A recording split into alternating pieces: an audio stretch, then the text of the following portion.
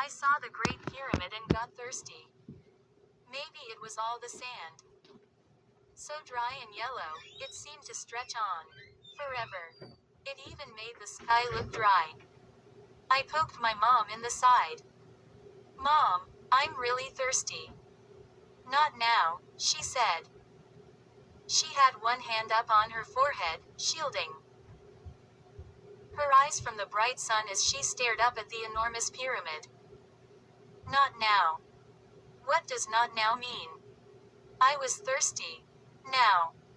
Someone bumped me from behind and apologized in a foreign language. I never dreamed when I saw the Great Pyramid there'd be so many other tourists. I guess half the people in the world decided to spend their Christmas vacation in Egypt this year. But, Mom, I said, I didn't mean to whine. It was just that my throat was so dry. I'm really thirsty. We can't get you a drink now, she answered, staring at the pyramid. Stop acting like you're 4. You're 12, remember? 12-year-olds get thirsty, too, I muttered. All this sand in the air. It is making me gag. Look at the pyramid, she said, sounding a little irritated. That's why. We came here. We didn't come here to get a drink. But I'm choking. I cried, gasping and holding my throat. Okay, so I wasn't choking. I exaggerated a little, just trying to get her attention. But she pulled the brim of her straw hat down and continued to stare up at the pyramid, which shimmered in the heat. I decided to try my dad. As usual, he was studying the handful of guidebooks he always carried everywhere. I don't think he'd even looked at the pyramid yet. He always misses everything because he always has his nose buried in a guidebook. Dad, I'm really thirsty, I said, whispering as if my throat were strained to get my message across. Wow. Do you know how wide the pyramid is? He asked, staring at a picture of the pyramid in his book. I'm thirsty, Dad. It's 13 acres wide, Gabe, he said, really excited. Do you know what it is made of? I wanted to say silly putty. He's always testing me. Whenever we go on a trip, he always asks me a million questions like that. I don't think I've ever answered one right. Some kind of stone, I answered. That's right. He smiled at me, then turned back to his book. It's made of limestone. Limestone blocks. It says here that some of the blocks weigh up to 1,000 tons. Whoa, I said. That's more than you and Mom put together. He turned his eyes from the book and frowned at me. Not funny, Gabe. Just kidding, I said. Dad's a little sensitive about his weight, so I try to tease him about it as often as I can. How do you think the ancient Egyptians moved stones that weighed 1,000 tons? He asked. Quiz time wasn't over. I took a guess. In trucks. He laughed. Trucks. They didn't have the wheel. I shielded my eyes and stared up at the pyramid. It was really huge. Much bigger than it looks in pictures. And much drier. I couldn't imagine how they pulled those big stones across the sand. Without wheels. I don't know, I confessed. I'm really thirsty. No one knows how they did it, Dad said. So it was a trick question. Dad, I really need a drink. Not now, he said. He squinted at the pyramid. Gives you a funny feeling, doesn't it? It gives me a thirsty feeling, I said, trying to get my point across. No. I mean, it gives me a funny feeling to think that our ancestors, yours and mine, Gabe, may have walked around these pyramids, or even helped to build them. It gives me kind of a chill. How about you? I guess, I told him. He was right. It was kind of exciting. We're Egyptian, you see. I mean, both sets of my grandparents came from Egypt. They moved to the United States around 1930. My mom and dad were both born in Michigan. We were all very excited to see the country our ancestors came from. I wonder if your Uncle Ben is down inside that pyramid right now. Dad said, shielding his eyes from the sun with one hand. Uncle Ben Hassad. I had nearly forgotten about my uncle, the famous archaeologist. Uncle Ben was another one of the reasons we had decided to come to Egypt over the holidays. That and the fact that my mom and dad had some business to do in Cairo and Alexandria and some other places. Mom and dad have their own business. They sell refrigeration equipment. It usually isn't very exciting. But sometimes they travel to neat places, like Egypt, and I get to go with them. I turned my eyes to the pyramids and thought about my uncle. Uncle Ben and his workers were digging around in the Great Pyramid. Exploring and discovering new mummies, I guess. He had always been fascinated by our ancestors' homeland. He had lived in Egypt for many years. Uncle Ben was an expert on pyramids and mummies. I even saw his picture once in National Geographic. When are we going to see Uncle Ben? I asked, tugging Dad's arm.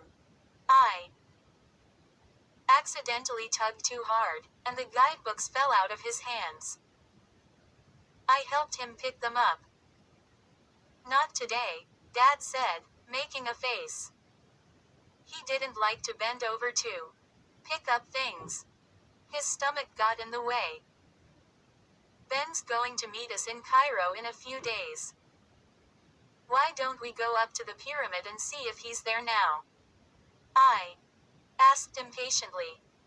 We're not allowed, Dad replied. Look. Camels. Mom poked me on the shoulder and pointed. Sure enough, some people had arrived on camels. One of the camels seemed to be having a coughing fit.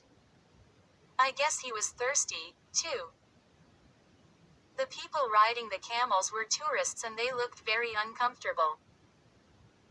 They didn't seem to know what to do next. Do you know how to get down from a camel? I asked my dad. He was squinting at the pyramid, studying the top of it. No. How? You don't get down from a camel, I said. You get down from a duck. I know. It's a very old joke. But my dad and I never get tired of it. Do you see the camels? Mom asked. I'm not blind, I replied. Being thirsty always puts me in a bad mood.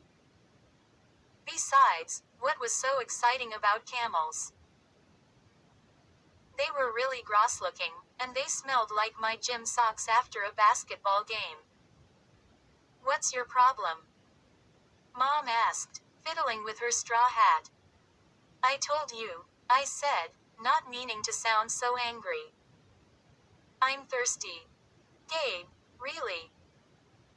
She glanced at Dad, then went back to staring at the pyramid. Dad, do you think Uncle Ben can take us inside the pyramid? I asked enthusiastically. That would really be outstanding. No, I don't think so, he said. He tucked his guidebooks into his armpit so he could raise his binoculars to his eyes. I really don't think so, Gabe. I don't think it is allowed. I couldn't hide my disappointment. I had all these fantasies about going down into the pyramid with my uncle, discovering mummies and ancient treasures, fighting off ancient Egyptians who had come back to life to defend their sacred tomb, and escaping after a wild chase, just like Indiana Jones. I'm afraid you'll just have to appreciate the pyramid from the outside, Dad said, peering over the yellow sand, trying to focus the binoculars. I've already appreciated it, I told him glumly. Can we go get a drink now? Little did I know that in a few days, Mom and Dad would be gone, and I would be deep inside the pyramid we were staring at. Not just inside it, but trapped inside it, sealed inside it, probably forever. 2. We drove from Al Giza back to Cairo in the funny little rental car Dad had picked up at the airport.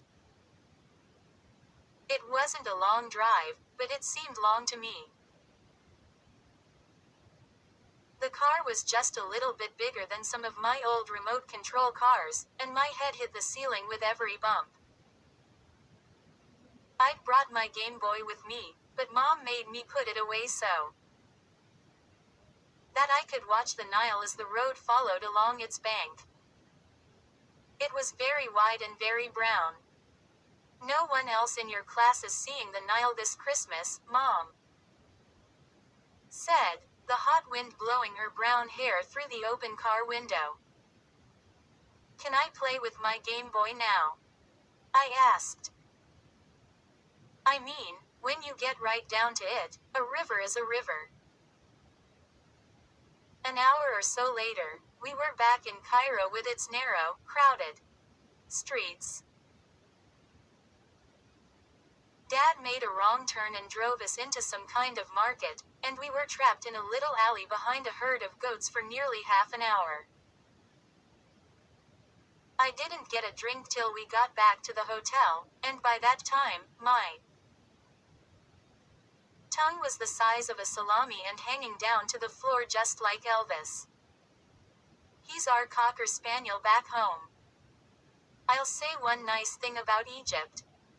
The Coke tastes just as good as the Coke back home. It's the classic Coke, too, not the other kind. And they give you plenty of ice, which I like to crunch with my teeth. We had a suite at the hotel, 2 bedrooms and a sort of living room. If you looked out the window, you could see a tall, glass skyscraper across the street, just like you'd see in any city. There was a TV in the living room, but everyone spoke Arabic on it. The shows didn't look too interesting, anyway. Mainly a lot of news. The only channel in English was CNN. But that was news, too. We had just started to talk about where to go for dinner when the phone rang. Dad went into the bedroom to answer it. A few minutes later he called Mom in, and I could hear the two of them discussing something. They were talking very quietly, so I figured it had something to do with me and they didn't want me to hear it. As usual, I was right. They both came out of the bedroom a few minutes later, looking kind of worried. My first thought was that my grandmother had called to say that something bad had happened to Elvis back home. What's wrong? I asked. Who called? Your dad and I have to go to Alexandria. Right away, Mom said, sitting down beside me on the couch. Huh. Alexandria. We weren't supposed to go there until the end of the week. Business, Dad said. An important customer wants to meet with us. First thing tomorrow morning. We have to take a plane that leaves in an hour, Mom said. But I don't want to, I told them, jumping up from the couch. I want to stay in Cairo and see Uncle Ben. I want to go to the pyramids with him. You promised. We argued about it for a short while. They tried to convince me there were a lot of cool things to see in Alexandria, but I held my ground. Finally, Mom had an idea. She went into the bedroom, and I heard her making a phone call to someone. A few minutes later, she came back with a smile on her face. I talked to Uncle Ben, she announced. Wow. Did they have phones in the pyramid? I asked. No. I talked to him at the small lodge he's staying at in Al Jizza, she replied. He said he'd come and take care of you, if you want. While your dad and I are in Alexandria. Yeah. This was starting to sound outstanding. Uncle Ben is one of the coolest guys I've ever known. Sometimes I couldn't believe he was Mom's brother. It's your choice, Gabe, she said, glancing at my dad. You can come with us, or you can stay with Ben till we get back. Some choice. I didn't have to think about it for more than 1/18 of a second. I'll stay with Uncle Ben, I declared. One other thing, Mom said, grinning for some reason. You might want to think about this. I don't care what it is, I insisted. I choose Uncle Ben. Sari is also on Christmas vacation, Mom said.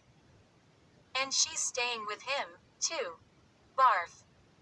I cried, and I flung myself down on the couch and began pounding the cushions with both fists. Sari is Uncle Ben's stuck-up daughter. My only cousin. She's the same age as me, 12. And she thinks she's so great. She goes to boarding school in the United States while her dad works in Egypt. She's really pretty, and she knows it. And she's smart. And the last time I saw her, she was an inch taller than me. That was last Christmas, I guess. She thought she was really hot stuff. Because she could get to the last level of Super Mario Land. But it wasn't fair because I don't have Super Nintendo, only regular Nintendo. So I never get to practice. I think that's what she liked about me best, that she could beat me at games and things. Sari is the most competitive person I know. She has to be first and best at everything. If everyone around is catching the flu, she has to be the first one to catch it. Stop pounding the couch like that, Mom said. She grabbed my arm and pulled me to my feet. Does that mean you changed your mind? You're coming with us? Dad asked. I thought about it. No. I'll stay here with Uncle Ben, I decided. And you won't fight with Sari? Mom asked. She fights with me, I said. Your mom and I have got to hurry, Dad said. They disappeared into the bedroom to pack. I turned on the TV and watched some kind of game show in Arabic. The contestants kept laughing a lot. I couldn't figure out why. I hardly know a word of Arabic. After a while, Mom and Dad came out again, dragging suitcases. We'll never get to the airport in time, Dad said. I talked to Ben, Mom told me, brushing her hair with her hand. He'll be here in an hour and a half. Gabe, you don't mind staying alone here for just an hour, do you? Huh. Not much of an answer, I'll admit. But her question caught me by surprise. I mean, it never occurred to me that my own parents would leave me all alone in a big hotel in a strange city where I didn't even know the language. I mean, how could they do that to me? No problem, I said. I'll be fine. I'll just watch TV till he comes. Ben's on his way already, Mom said. He and Sari will be here in no time. And I phoned down to the hotel manager. He said he'd have someone look in on you from time to time. Where's the bellhop? Dad asked, nervously pacing to the door and back. I called down there 10 minutes ago. Just stay here and wait for Ben, okay? Mom said to me, walking up behind the couch, leaning over, and squeezing my ears. For some reason, she thinks I like that. Don't go out or anything. Just wait right here for him. She bent down and kissed me on the forehead. I won't move, I promised. I'll stay right here on the couch. I won't go to the bathroom or anything. Can't you ever be serious? Mom asked, shaking her head. There was a loud knock on the door. The bellhop, a bent-over old man, who didn't look as if he could pick up a feather pillow, had arrived to take the bags. Mom and Dad, looking very worried, gave me hugs and more final instructions, and told me once again to stay in the room. The door closed behind them, and it was suddenly very quiet. Very quiet. I turned up the TV just to make it a little noisier. The game show had gone off, and now a man in a white suit was reading the news in Arabic. I'm not scared, I said aloud. But I had kind of a tight feeling in my throat. I walked to the window and looked out. The sun was nearly down. The shadow of the skyscraper slanted over the street and onto the hotel. I picked up my Coke glass and took a sip. It was watery and flat. My stomach growled. I suddenly realized that I was hungry. Room service, I thought. Then I decided I'd better not. What if I called and they only spoke Arabic? I glanced at the clock. 7:20. I wished Uncle Ben would arrive. I wasn't scared. I just wished he'd arrive. Okay. Maybe I was a little nervous. I paced back and forth for a bit.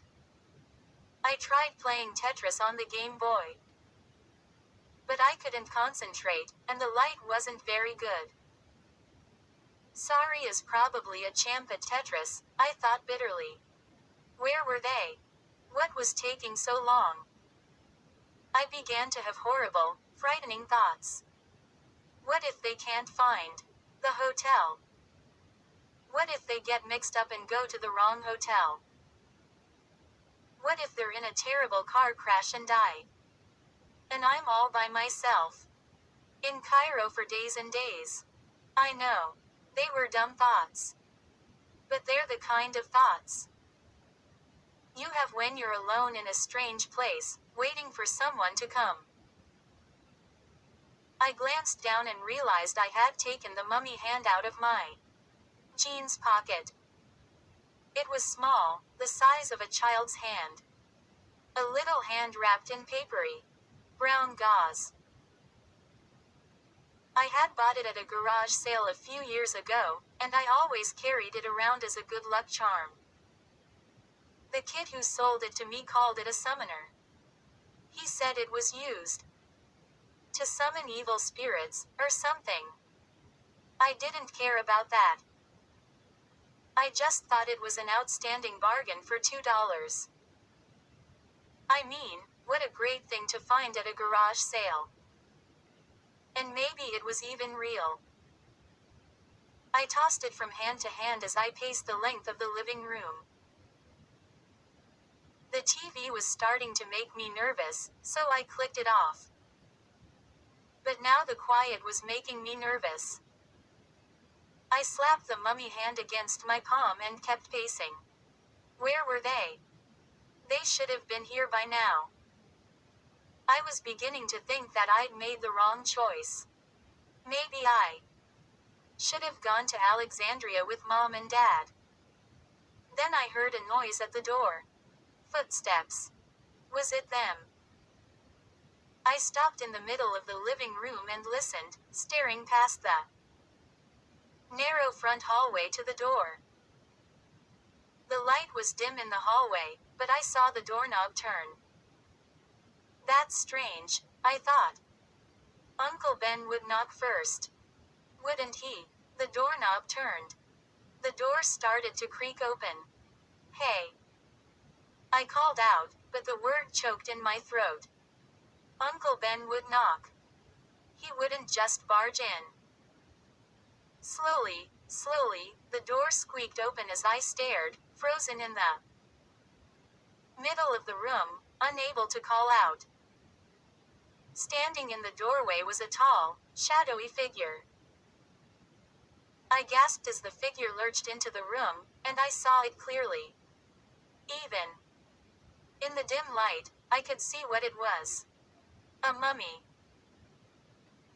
Glaring at me with round, dark eyes through holes in its ancient, thick bandages. A mummy. Pushing itself off the wall and staggering stiffly toward me into the living room, its arms outstretched as if to grab me. I opened my mouth to scream, but no sound came out. 3. I took a step back, and then another. Without realizing it, I'd raised my little mummy hand in the air, as if trying to fend off the intruder with it. As the mummy staggered into the light, I stared into its deep, dark eyes and recognized them. Uncle Ben. I screamed. Angrily, I heaved the mummy hand at him.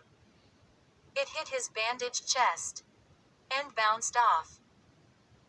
He collapsed backwards against the wall, laughing that booming laugh of his.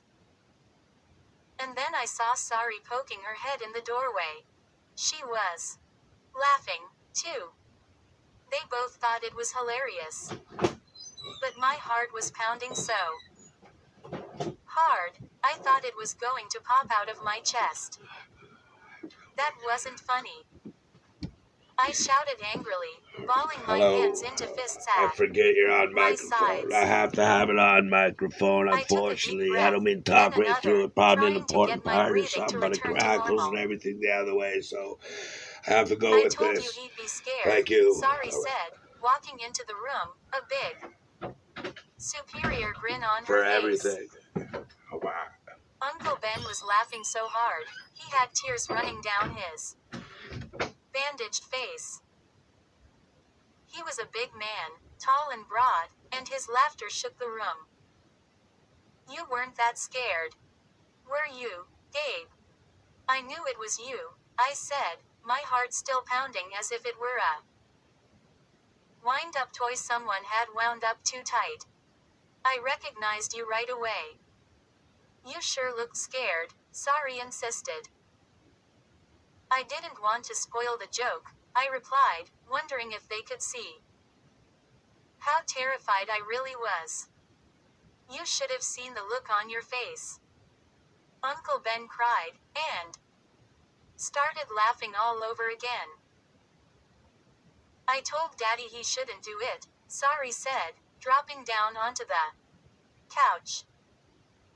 I'm amazed the hotel people let him come up dressed like that. Uncle Ben bent down and picked up the mummy hand I had tossed at him. You're used to me and my practical jokes, right, Gabe? Yeah, I said, avoiding his eyes. Secretly, I scolded myself for falling for his stupid costume.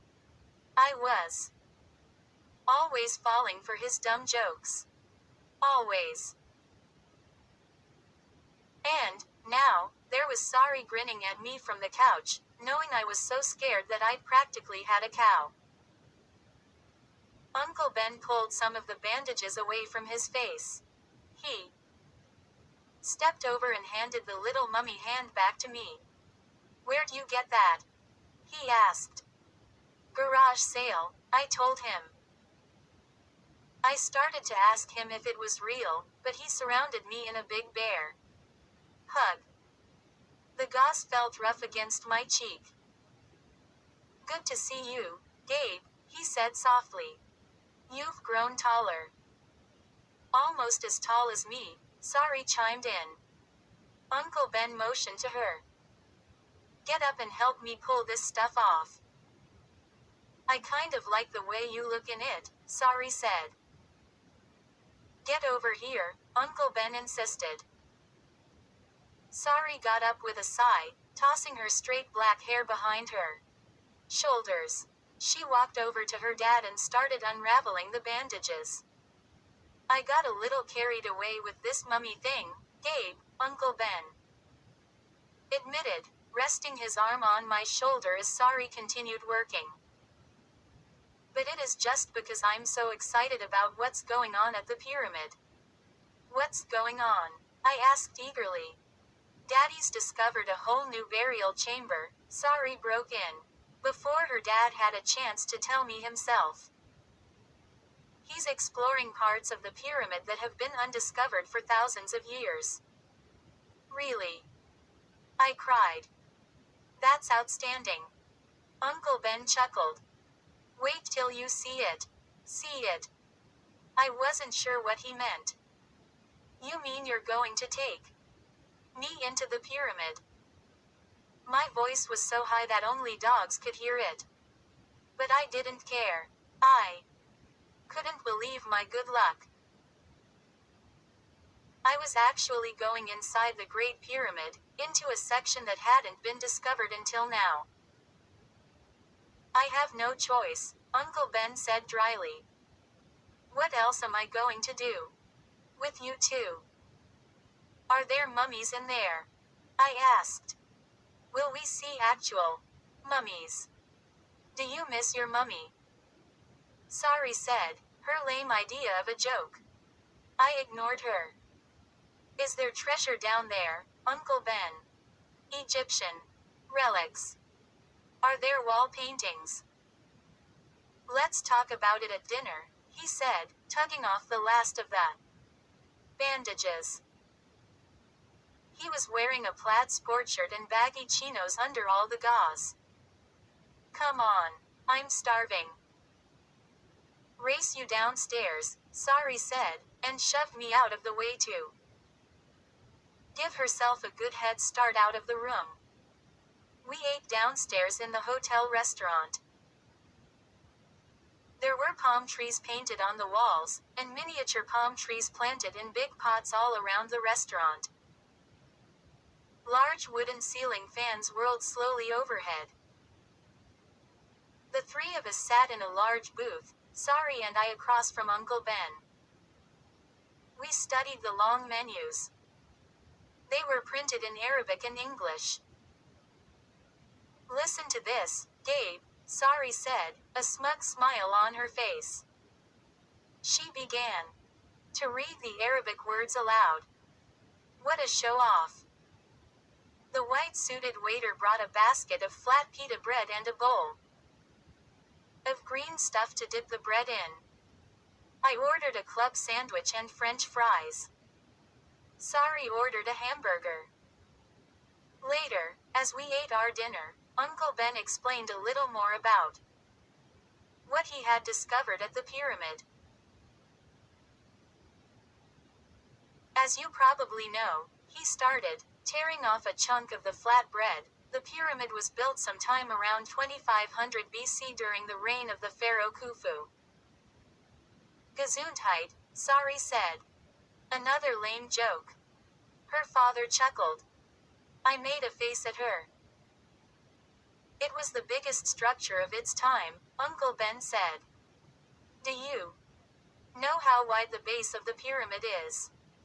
Sari shook her head. "No. How wide?" she asked with a mouthful of hamburger. I know, I said, grinning. It's 13 acres wide. Hey. That's right. Uncle Ben exclaimed, obviously impressed. Sorry flashed me a surprised look. That's one for me, I thought happily, sticking my tongue out at her. And one for my dad's guidebooks. The pyramid was built as a royal burial place, Uncle Ben continued, his expression turning serious. The pharaoh made it really enormous so that the burial chamber could be hidden. The Egyptians worried about tomb robbers. They knew that people would try to break in and take all of the valuable jewels and treasures that were buried alongside their owners. So they built dozens of tunnels and chambers inside, a confusing maze to keep robbers from finding the real burial room. Pass the ketchup, please, Sorry interrupted. I passed her the ketchup. Sorry's heard all this before, Uncle Ben said, dipping the pita bread into the dark gravy on his plate. Anyway, we archaeologists thought we'd uncovered all of the tunnels and rooms inside this pyramid. But a few days ago, my workers and I discovered a tunnel that isn't on any of the charts. An unexplored, undiscovered tunnel. And we think this tunnel may lead us to the actual burial chamber of Khufu himself. Outstanding, I exclaimed. And Sorry and I will be there when you discover it. Uncle Ben chuckled. I don't know about that, Gabe. It may take us years of careful exploration. But I'll take you down into the tunnel tomorrow. Then you can tell your friends you were actually inside the ancient pyramid of Khufu. I've already been in it, Sorry bragged. She turned her eyes to me. It's very dark. You might get scared. No, I won't, I insisted. No way.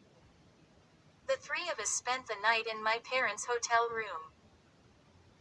It took me hours to get to sleep. I guess I was excited about going into the pyramid. I kept imagining that we found mummies and big chests of ancient jewels and treasure. Uncle Ben woke us up early the next morning, and we drove out to the pyramid outside Al Giza. The air was already hot and sticky. The sun seemed to hang low over the desert like an orange balloon. There it is, Sorry declared, pointing out the window. And I saw the Great Pyramid rising up from the yellow sand like some kind of mirage. Uncle Ben showed a special permit to the blue uniformed guard, and we followed a narrow, private road that curved through the sand behind the pyramid. We parked beside several other cars and vans in the blue-gray shadow of the pyramid. As I stepped out of the car, my chest was thudding with excitement.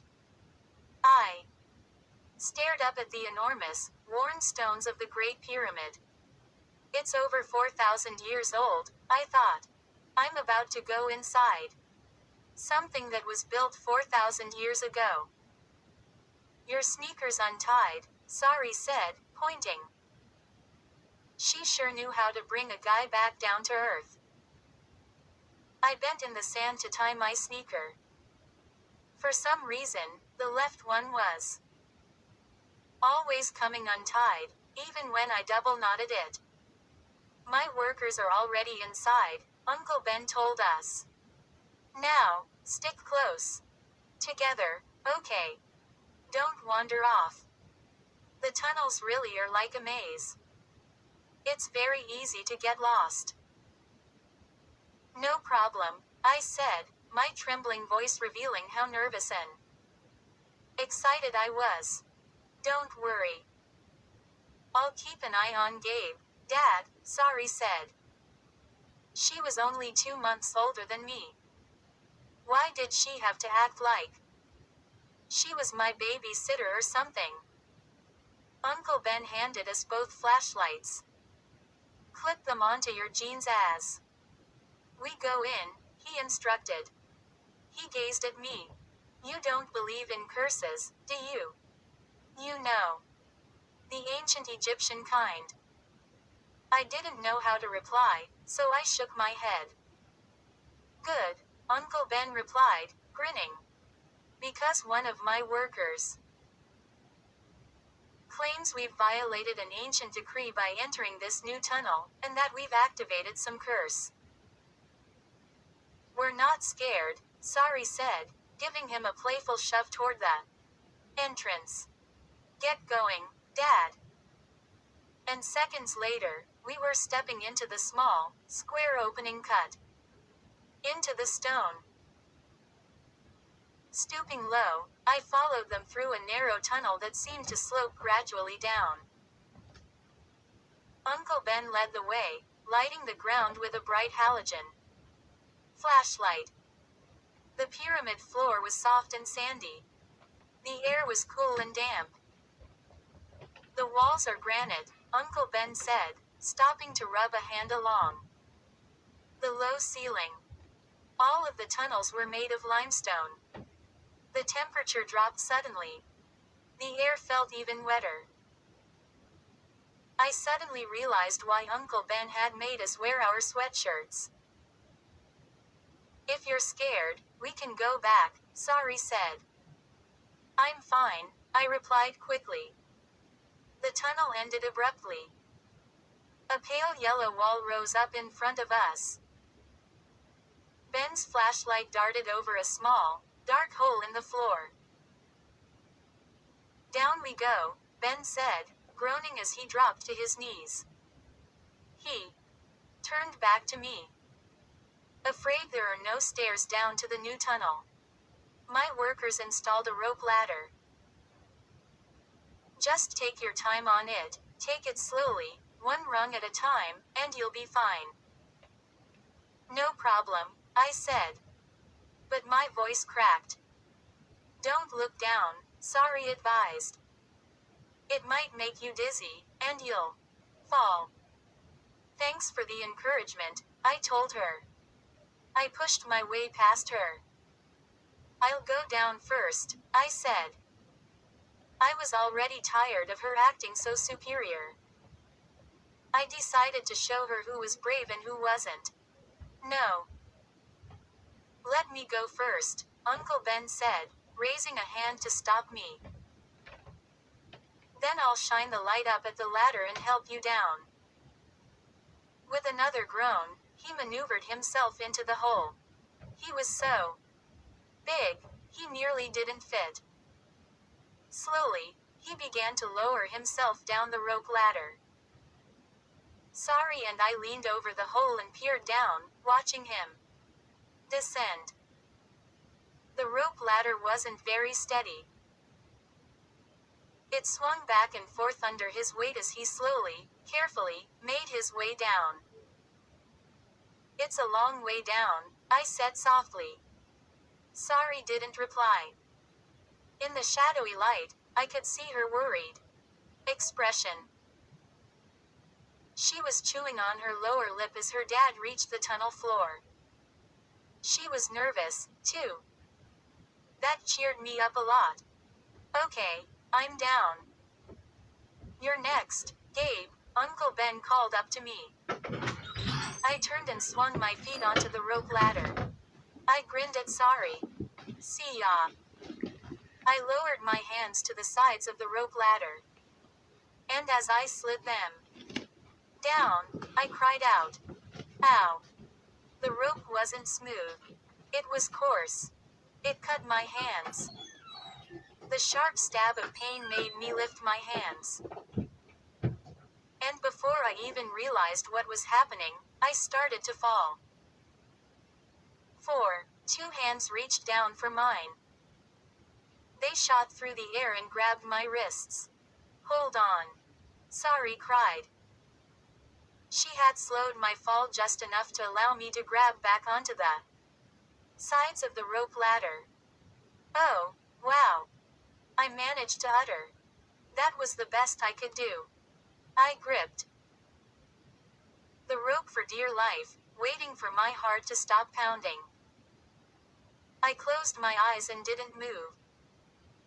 I squeezed the ropes so hard, my hands ached. Saved your life, Sari called down to me, leaning into the opening. Her face inches from mine. I opened my eyes and stared up at her. Thanks, I said gratefully. No problem, she replied and burst out laughing from relief, I guess. Why couldn't I save her life? I asked myself angrily. Why can't I ever be the big hero? What happened, Gabe? Uncle Ben called from the tunnel floor below. His booming voice echoed loudly through the chamber. The wide circle of light from his flashlight danced across the granite wall. The rope cut my hands, I explained. I wasn't expecting. Just take your time, he said patiently. One rung at a time. Remember. Lower your hands.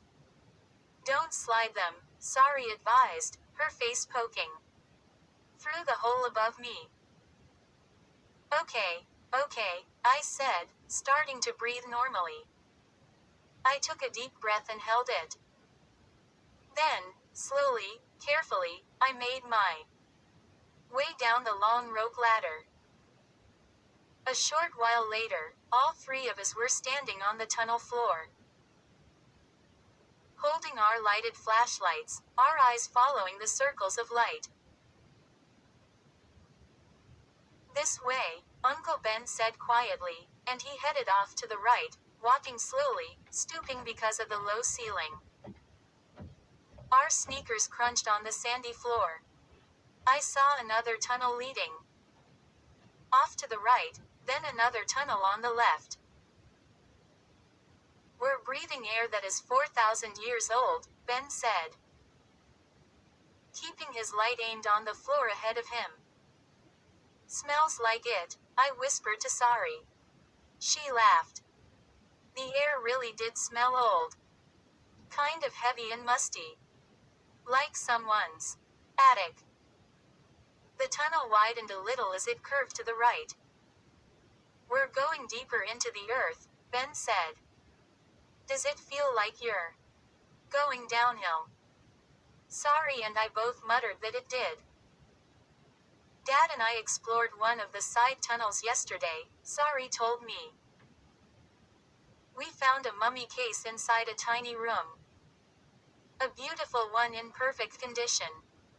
Was there a mummy inside it? I asked eagerly. I was dying to see a mummy. The museum back home had only one. I'd stared at it and studied it all my life. No. It was empty, Sari replied. Why didn't the mummy have any hobbies? Uncle Ben asked, stopping suddenly. I don't know, I answered. He was too wrapped up in his work. Uncle Ben exclaimed. He laughed at his own joke. Sari and I could only muster weak smiles. Don't encourage him, Sari told me, loud enough for her dad to hear. He knows a million mummy jokes, and they're all just as bad. Wait up. Just a sec, I said. I bent down to tie my sneaker, which had come undone again. The tunnel curved, then divided into two tunnels.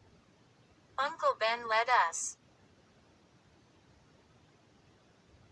through the one on the left, which was so narrow we had to squeeze through it, making our way sideways, heads bent, until it widened into a large, high-ceiling ED chamber. I stood up straight and stretched. It felt so good not to be scrunched down. I stared around the large room. Several people came into view at the far wall, working with digging. Tools. Bright spotlights had been hung above them on the wall, attached to a portable generator. Uncle Ben brought us over to them and introduced us. There were 4 workers, 2 men and 2 women. Another man stood off to the side, a clipboard in his hand. He was an Egyptian, dressed all in white except for a red bandana around his neck. He had straight black hair, slicked down and tied in a ponytail behind his head. He stared at Sari and me, but didn't come over. He seemed to be studying us. Ahmed, you met my daughter yesterday. This is Gabe, my nephew. Uncle Ben called to him. Ahmed nodded, but didn't smile or say anything. Ahmed is from the university, Uncle Ben explained to me in a low voice. He requested permission to observe us, and I said okay. He's very quiet. But don't get him started on ancient curses. He's the one who keeps warning me that I'm in deadly danger. Ahmed nodded, but didn't reply. He stared at me for a long while. Weird guy, I thought. I wondered if he'd tell me about the ancient curses. I loved stories about ancient curses. Uncle Ben turned to his workers. So, any progress today? He asked. We think we're getting real close, a young, red-haired man wearing faded jeans and a blue denim work shirt replied. And then he added, just a hunch. Ben frowned. Thanks, Quasimodo, he said. The workers all laughed. I guess they liked Uncle Ben's jokes. Quasimodo was the hunchback of Notre Dame, Sari explained to me in her superior tone.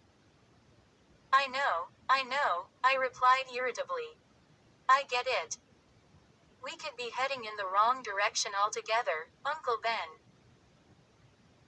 told the workers, scratching the bald spot on the back of his head. The tunnel might be over there. He pointed to the wall on the right. No, I think we're getting warm, Ben, a young woman, her face smudged with dust, said. Come over here. I want to show you something. She led him over to a large pile of stones and debris.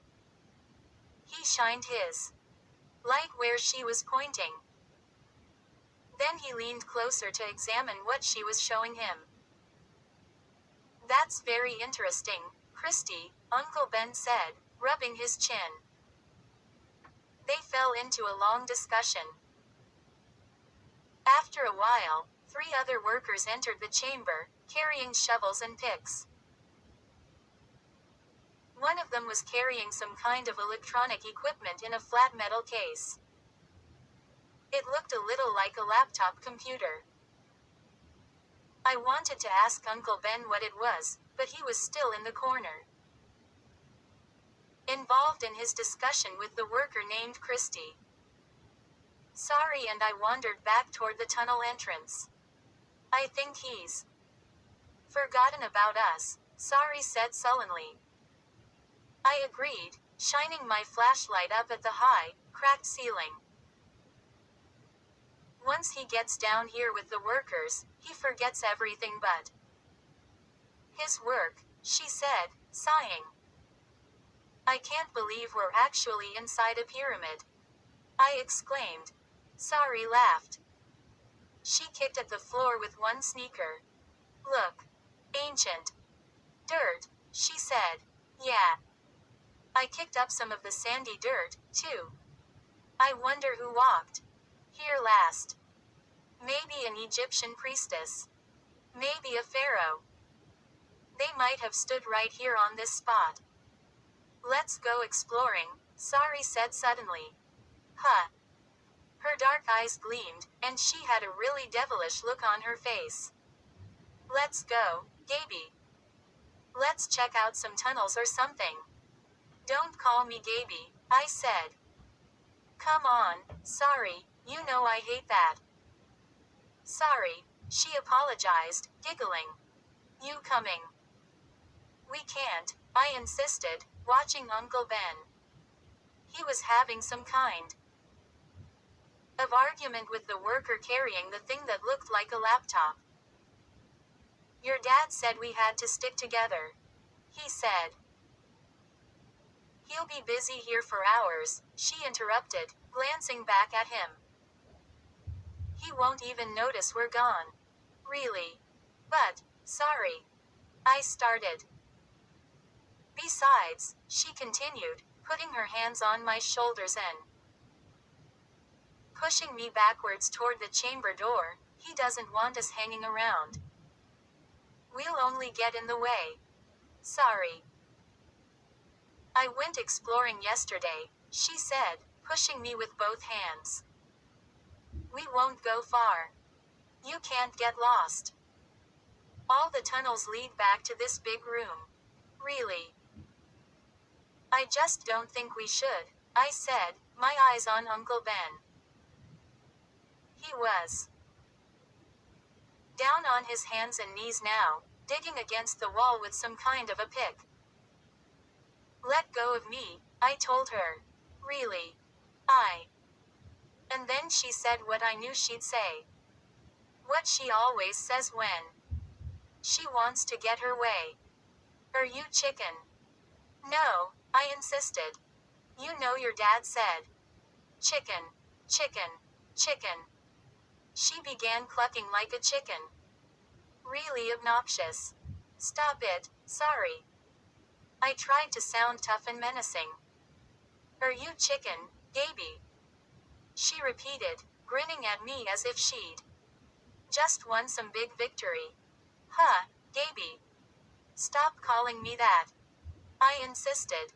She just stared at me. I made a disgusted face. Okay, okay. Let's go exploring, I told her. I mean, what else could I say? But not far, I added. Don't worry, she said, grinning. We won't get lost. I'll just show you some of the tunnels I looked at yesterday. One of them has a strange animal picture carved on the wall. I think it is some kind of a cat. I'm not sure. Really. I cried, instantly excited. I've seen pictures of relief carvings, but I've never. It may be a cat, Sari said. Or maybe a person with an animal head. It's really weird. Where is it? I asked. Follow me. We both gave one last glance back to Uncle Ben, who was down on his hands and knees, picking away at the stone wall. Then I followed Sari out of the chamber. We squeezed through the narrow tunnel, then turned and followed a slightly wider tunnel to the right. I hesitated, a few steps behind her. Are you sure we'll be able to get back? I asked, keeping my voice low so she couldn't accuse me of sounding frightened. No problem, she replied. Keep your light on the floor. There's a small chamber on the other end of this tunnel that's kind of neat. We followed the tunnel as it curved to the right. It branched into two low openings, and Sari took the one to the left. The air grew a little warmer. It smelled stale, as if people had been smoking cigarettes there. This tunnel was wider than the others. Sari was walking faster now, getting farther ahead of me. Hey! Wait up! I cried. I looked down to see that my sneaker had come untied again. Uttering a loud, annoyed groan, I bent to retie it. Hey, Sari, wait up. She didn't seem to hear me. I could see her light in the distance, growing fainter in the tunnel. Then it suddenly disappeared. Had her flashlight burned out? No. The tunnel probably curved, I decided. She's just out of my view. Hey, sorry. I called. Wait up. Wait up. I stared ahead into the dark tunnel. Sorry. Why didn't she answer me? 5. Sorry. My voice echoed through the long, curving tunnel. No reply. I called again, and listened to my voice fading as the echo repeated her name again and again. At first I was angry. I knew what Sari was doing. She was deliberately not answering, deliberately trying to frighten me. She had to prove that she was the brave one, and I was the fraidy cat. I suddenly remembered another time, a few years before. Sari and Uncle Ben had come to my house for a visit. I think Sari and I were 7 or 8. We went outside to play. It was a gray day, threatening rain.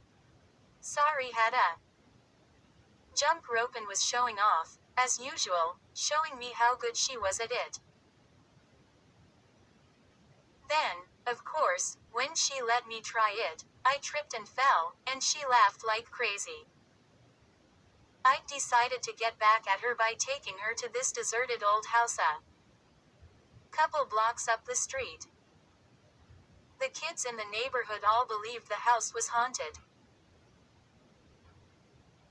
It was a neat place to sneak in and explore, although our parents were always warning us to stay away from it because it was falling apart and dangerous. So I led Sari to this house and told her it was haunted. And we sneaked in through the broken basement window. It got even darker out, and started to rain. It was perfect. I could tell. Sari was really scared to be alone in the creepy old house. I, of course, wasn't scared at all because I'd been there before. Well, we started exploring, with me leading the way. And somehow, we got separated. And it started thundering and lightning outside. There was rain pouring in through the broken windows. I decided maybe we should get home. So I called to Sari. No answer. I called again. Still no answer. Then I heard a loud crash. Calling her name, I started running from room to room. I was scared too. Death. I was sure something terrible had happened. I ran through every room in the house, getting more and more scared. I couldn't find her. I shouted and shouted, but she didn't answer me. I was so scared, I started to cry. Then I totally panicked, and I ran out of the house and into the pouring rain. I ran through the thunder and lightning, crying all the way home. By the time I got home, I was soaked through and through. I ran into the kitchen, sobbing and crying that I'd lost Sari in the haunted house. And there she was, sitting at the kitchen table, comfortable and dry, eating a big slice of chocolate cake, a smug smile on her face. And now, peering into the darkness of the pyramid, I knew Sari was doing the same thing to me. Trying to scare me. Trying to make me look bad. Or was she? As I made my way through the low, narrow tunnel, keeping the light aimed straight ahead, I couldn't help it. My anger quickly turned to worry, and troubling questions whirred through my mind. What if she wasn't playing a mean trick on me? What if something bad had happened to her? What if she had missed a step and fallen into a hole? Or had gotten herself trapped in a hidden tunnel? Or, I didn't know. What? I wasn't thinking clearly. My sneakers thudded loudly over the sandy floor as I started to half walk, half jog through the winding tunnel. Sorry.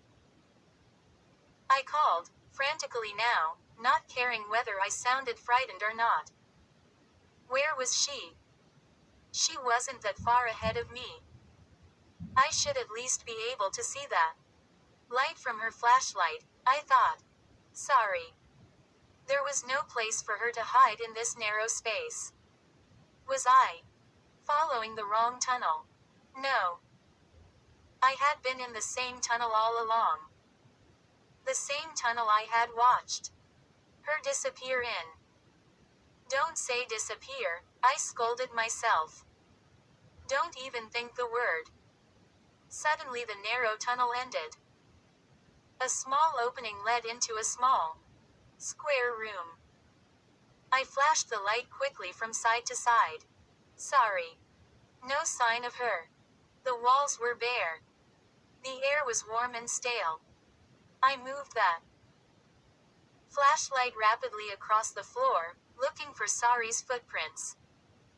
The floor was harder, less sandy here. There were no footprints.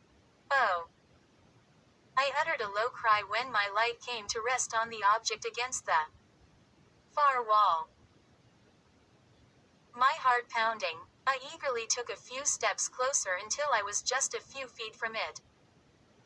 It was a mummy case. A large, stone mummy case, at least 8 feet long. It was rectangular, with curved corners. The lid was carved. I stepped closer and aimed the light. Yes. A human face was carved on the lid. The face of a woman. It looked like a death mask, the kind we'd studied in school. It stared wide-eyed up at the ceiling. Wow. I cried aloud. A real mummy case. The carved face on the lid must have been brightly painted at one time. But the color had faded over the centuries. Now the face was gray, as pale as death. Staring at the top of the case, smooth and perfect, I wondered if Uncle Ben had seen it. Or if I had made a discovery of my own. Why is it all by itself in this small room? I wondered. And what does it hold inside? I was working up my courage to run my hand over the smooth stone of the lid when I heard the creaking sound. And saw the lid start to raise up. Oh! A hushed cry escaped my lips. At first I thought I had imagined it. I didn't move a muscle. I kept that light trained on the lid. The lid lifted a tiny bit more. And I heard a hissing sound come from inside the big coffin, like air escaping a new coffee can when you first open it. Uttering another low cry, I took a step back. The lid raised up another inch. I took another step back. And dropped the flashlight. I picked it up with a trembling hand and shined it back onto that mummy case. The lid was now open nearly a foot. I sucked in a deep breath of air and held it. I wanted to run, but my fear was freezing me in place. I wanted to scream, but I knew I wouldn't be able to make a sound. The lid creaked and opened another inch. Another inch. I lowered the flashlight to the opening, the light quivering with my hand. From the dark depths of the ancient coffin, I saw 2 eyes staring out at me. 6. I uttered a silent gasp. I froze. I felt a cold chill zigzag down my back. The lid slowly pushed open another inch. The eyes stared out at me. Cold eyes.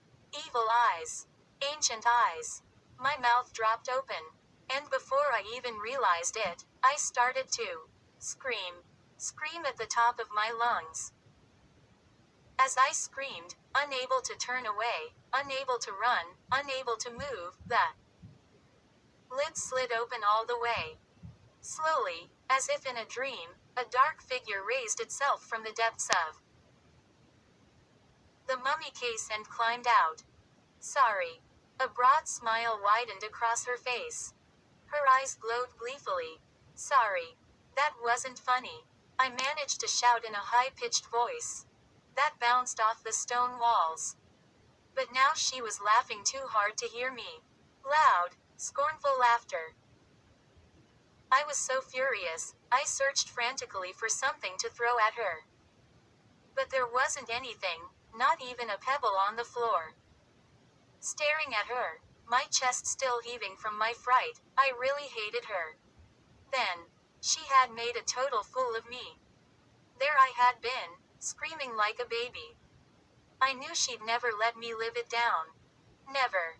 The look on your face, she exclaimed when she finally stopped laughing.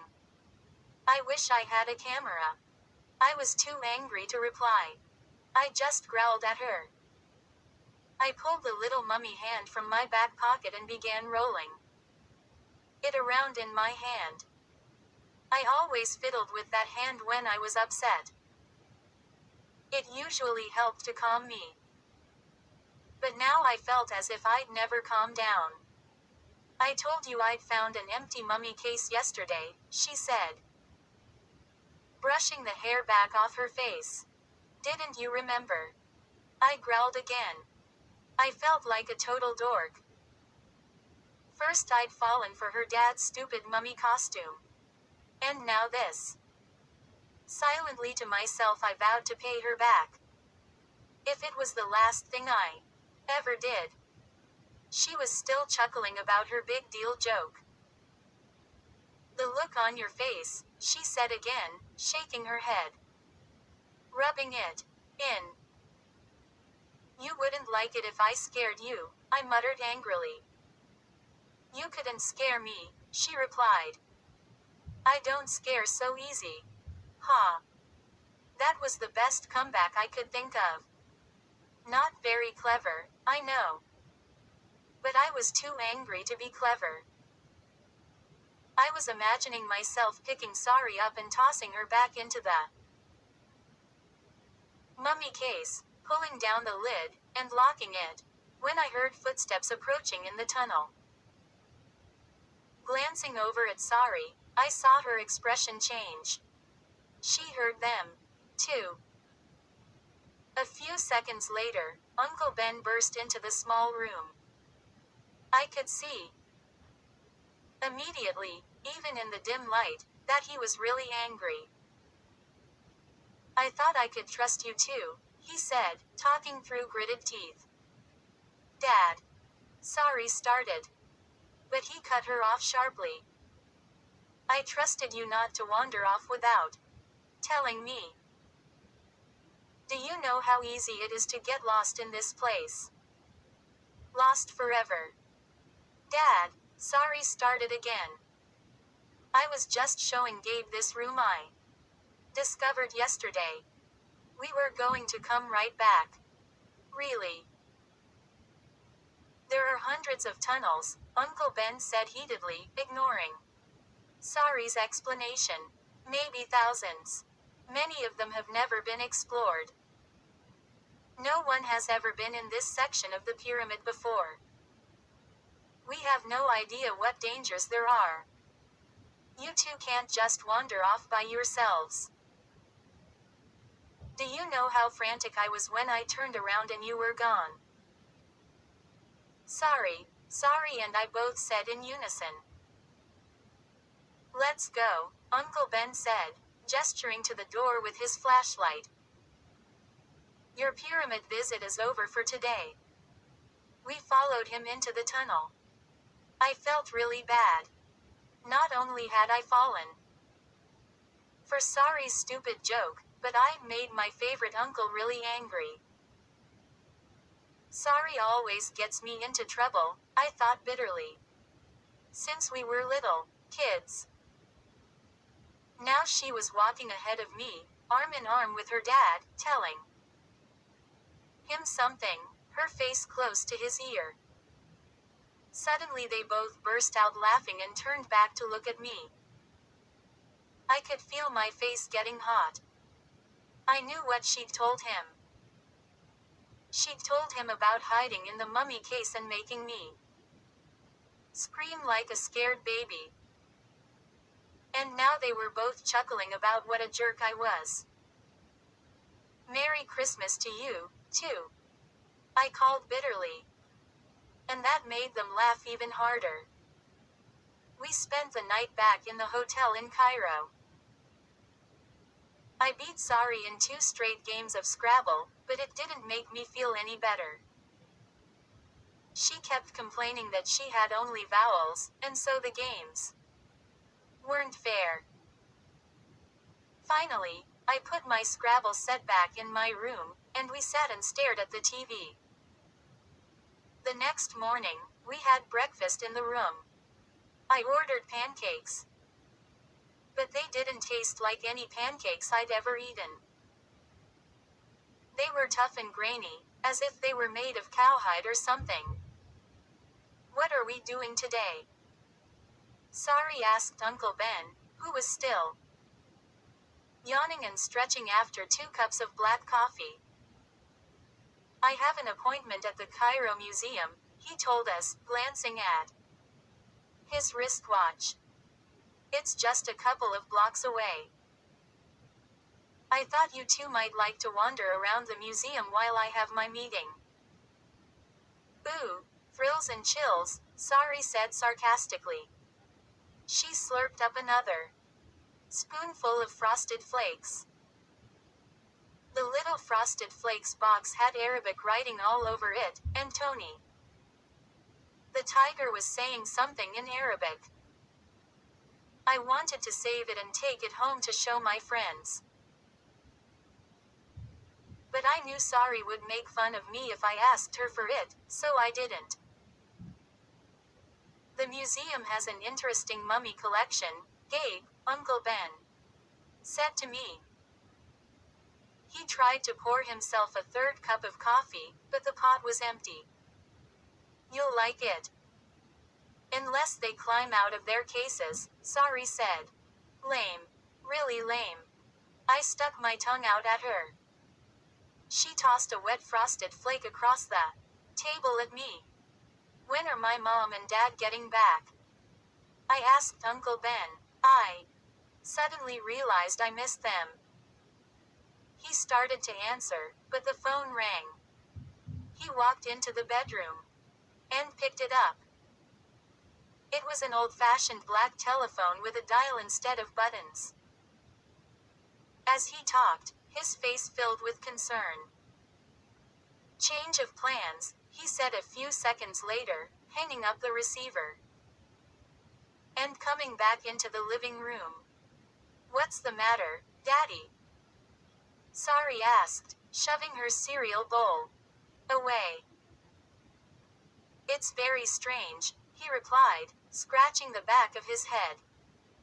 2 of my workers came down sick last night. Some kind of mysterious illness. His expression became thoughtful, worried. They took them to a hospital here in Cairo. He started to gather up his wallet and some other belongings. I think I'd better get over there right away, he said. But what about Gabe and me? Sari asked, glancing at me. I'll only be gone an hour or so, her dad replied. Stay here in the room, okay. In the room. Sari cried, making it sound like a punishment. Well, okay. You can go down to the lobby, if you want. But don't leave the hotel. A few minutes later, he pulled on his tan safari jacket, checked one last time to make sure he had his wallet and keys, and hurried out the door. Sari and I stared at each other glumly. What do you want to do? I asked, poking the cold, uneaten pancakes on my plate with a fork. Sari shrugged. Is it hot in here? I nodded. Yeah. It's about 120. We have to get out of here, she said, standing up and stretching. You mean go down to the lobby? I asked, still poking the pancakes. pulling them into pieces with the fork. No. I mean get out of here, she replied. She walked over to the mirror in the entranceway and began brushing her straight, black hair. But Uncle Ben said. I started. We won't go far, she said, and then quickly added, if you're afraid. I made a face at her. I don't think she saw me.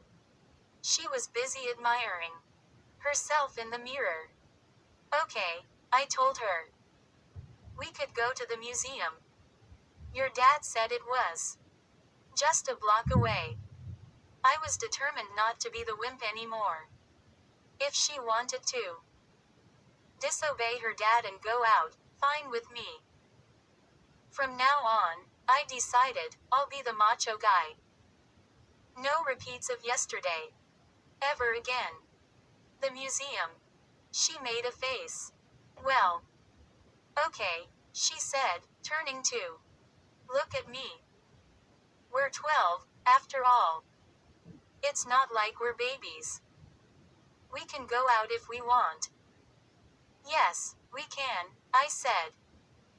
I'll write Uncle Ben a note and tell him where we're going, in case he gets back before we do. I went over to the desk and picked up a pen and a small pad of paper. If you're afraid, Gaby, we can just walk around the block, she said. In a teasing voice, staring at me, waiting to see how I'd react. No way, I said. We're going to the museum. Unless you're afraid. No way, she said, imitating me. And don't call me Gaby, I added. Gaby, Gaby, Gaby, she muttered, just to be annoying. I wrote the note to Uncle Ben. Then we took the elevator down to the lobby. We asked a young woman behind the desk where the Cairo Museum was. She said to turn right outside the hotel and walk 2 blocks. Sari hesitated as we stepped out into the bright sunshine. You sure? You're up for this? What could go wrong? I replied. 7. Let's go. This way, I said, shielding my eyes from the bright sunlight with my hand. It's so hot, Sari complained. The street was crowded and noisy. I couldn't hear anything over the honking of car horns. Drivers here lean on their horns the minute they start up their cars, and they don't stop honking till they arrive at their destinations. Sari and I stayed close together, making our way through the crush of people on the sidewalk. All kinds of people passed by. There were men in American-style business suits walking alongside. Men who appeared to be wearing loose-fitting white pajamas. We saw women who would look right at home on any street in America, wearing colorful leggings and stylish skirts and slacks. Women in jeans. Followed by women dressed in long, flowing black dresses, their faces covered by heavy, black veils. This sure doesn't look like back home, I exclaimed, shouting over the blare of car horns. I was so fascinated by all the interesting-looking people crowding the narrow sidewalk that I forgot to look at the buildings. Before I knew it, we were standing in front of the museum, a tall, stone structure looming above the street behind steeply sloping steps. We climbed the steps and entered the revolving door of the museum. Wow, it is so quiet in here, I exclaimed, whispering. It was nice to get away from the honking horns, the crowded sidewalks, and shouting people. Why do you think they honk their horns so much? Sari asked, holding her ears. Just a custom, I guess, I replied. We stopped and looked around. We were standing in the center of an enormous open lobby. Tall marble stairways rose up on the far left and far right. Twin white columns framed a wide doorway that led straight back. An enormous mural across the wall to the right showed an aerial view of the pyramids and the Nile. We stood in the middle of the floor, admiring the mural for a while. Then we made our way to the back wall and asked a woman at the information desk for the mummy room. She flashed us a nice smile and told us in perfect English to take the stairs to the right. Our sneakers thudded loudly over the shiny marble floor. The stairway seemed to go up forever. "This is like mountain climbing," I complained, halfway up. "Race you to the top," Sari said, grinning, and took off before I had a chance to reply.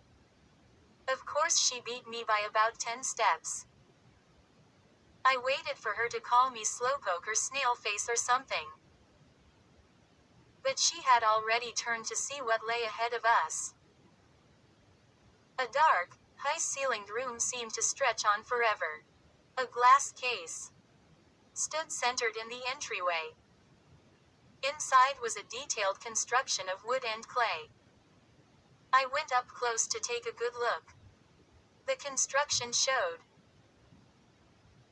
thousands of workers dragging enormous blocks of limestone across the sand toward a partially built pyramid.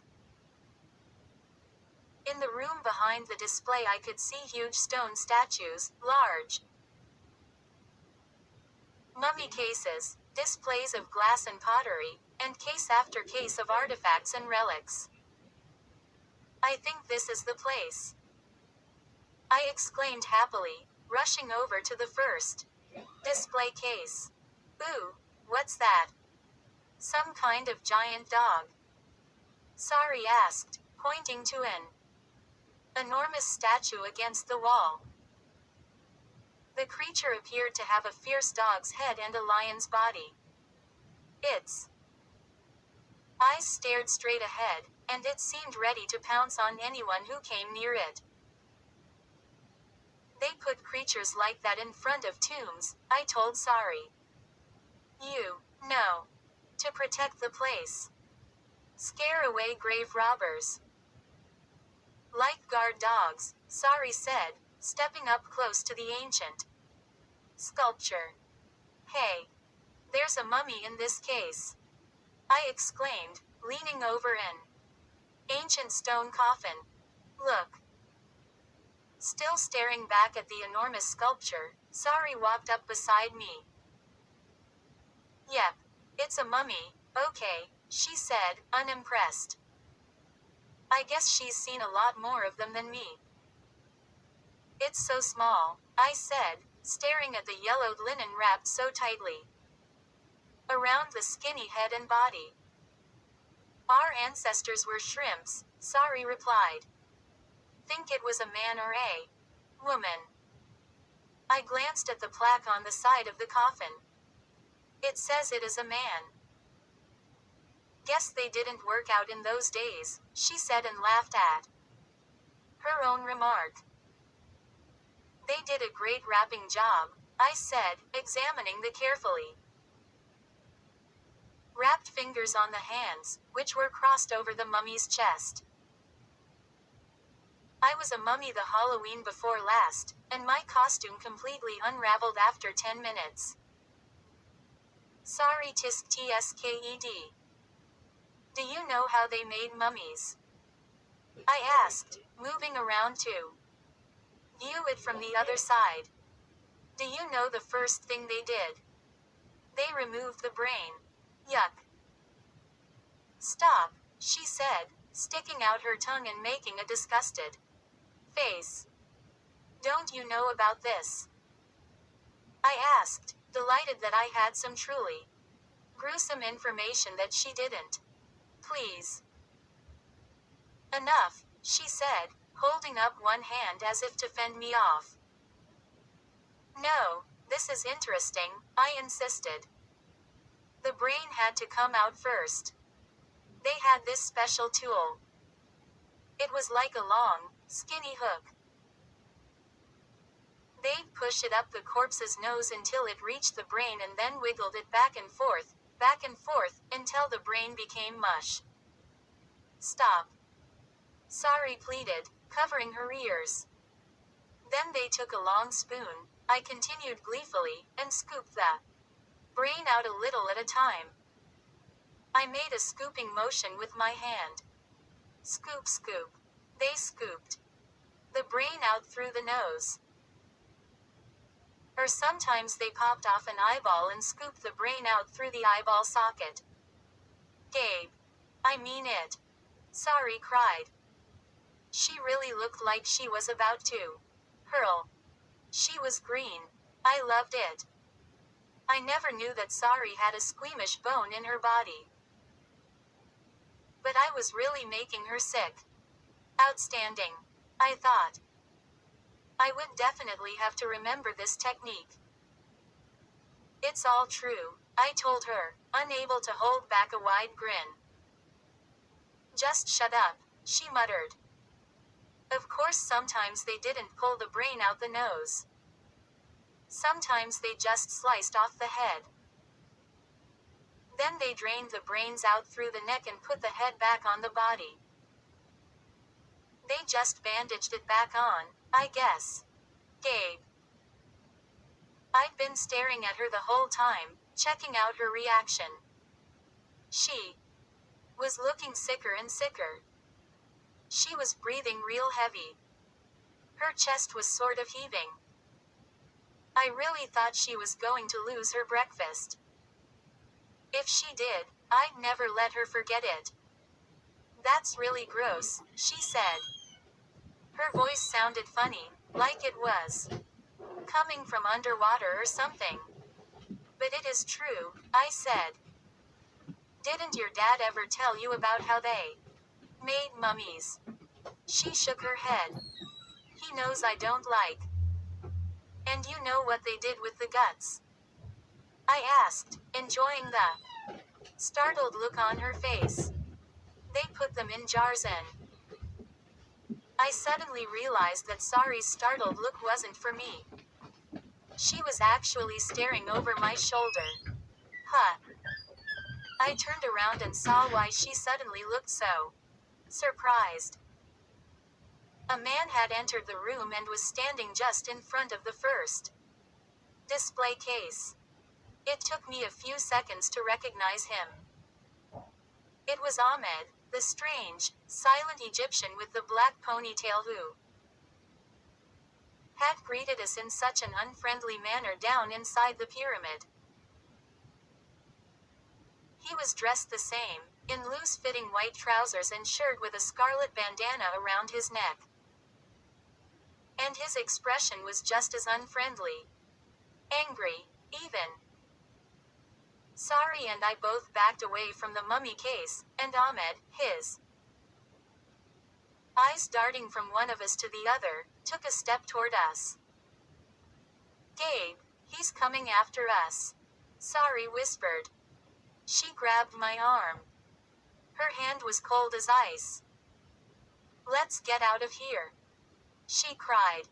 I hesitated. Shouldn't we stop and say hello to him first? But something about the stern, determined look on Ahmed's face told me that Sari was right. We turned and began walking really fast away from him into the vast room, Sari a few steps ahead of me. I turned and saw that Ahmed was jogging after us. He shouted something to us, his voice angry, threatening. I couldn't make out the words. Run, Sari cried. And now we were both running at full speed, our sneakers drumming loudly over the polished marble floor. We scooted around an enormous glass display case containing 3 upright mummy cases. Then we ran straight down the wide aisle between sculptures and shelves of ancient pottery and pyramid relics. Behind us, I could hear Ahmed shouting furiously, "Come back! Come back!" He sounded really angry. His shoes clacked against the floor as he ran, the sound echoing in the vast, empty museum chamber. He's gaining on us. I called to Sari, who was still a few steps ahead. "There's got to be a way out of here," she answered breathlessly. But I immediately saw that there wasn't. We were nearly to the back wall. We passed a gigantic sphinx, then stopped. There was nowhere to go. No doorway. No exit. A solid granite wall. We both turned and saw Ahmed's eyes grow wide with triumph. He had us cornered. 8. Ahmed stopped a few feet in front of us. He was panting like a dog, gasping for air, and holding his side. He glared at us angrily. Sari glanced at me. She looked pale, really frightened. We both had our backs pressed against the wall. I swallowed hard. My throat felt tight and dry. What was he going to do to us? "Why did you run?" Ahmed finally managed to say, still holding his side as if he had a cramp. "Why?" We didn't reply. We both stared back at him, waiting to see what he was about to do. "I came with a message from your father," he told Sari, breathing hard. He raised the red bandana from his neck and wiped his perspiring forehead with it. "Why did you run?" "A message." Sari stammered. "Yes," Ahmed said. "You know me. We met again yesterday. I don't understand why you ran." "I'm sorry," Sari said quickly, glancing guiltily at me. "We weren't thinking clearly," I said. Sari frightened me, and I followed her. "Gabe was telling me all this frightening stuff," she said, jabbing me hard in the side with her elbow. "It was his fault. He scared me with all this mummy stuff. So when I saw you, I wasn't thinking clearly, and both of us were babbling." We both felt so relieved that he wasn't chasing us, and so embarrassed that we had run away from him. "Your father sent me to get you," Ahmed said, his dark eyes trained on me. "I didn't think I'd have to chase you through the whole museum." "Sorry," Sari and I said in unison. I felt like a complete jerk. I'm sure Sari did, too.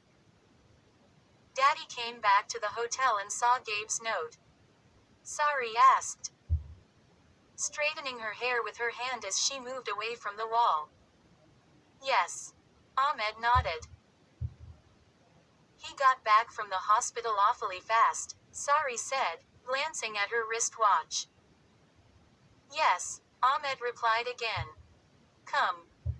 I will take you back to the hotel. He is waiting for you there." We followed him in silence, Sari and I walking side by side a few steps behind him. As we made our way down the long stairway, we glanced sheepishly at each other. We were both feeling really foolish for running away like that. A short while later, we were back on the crowded, noisy sidewalk, an unending stream of cars honking past, all moving in starts and stops, drivers hanging out of car windows, shouting and shaking their fists. Ahmed checked to make sure we were with him, then turned right and began leading the way through the crowd.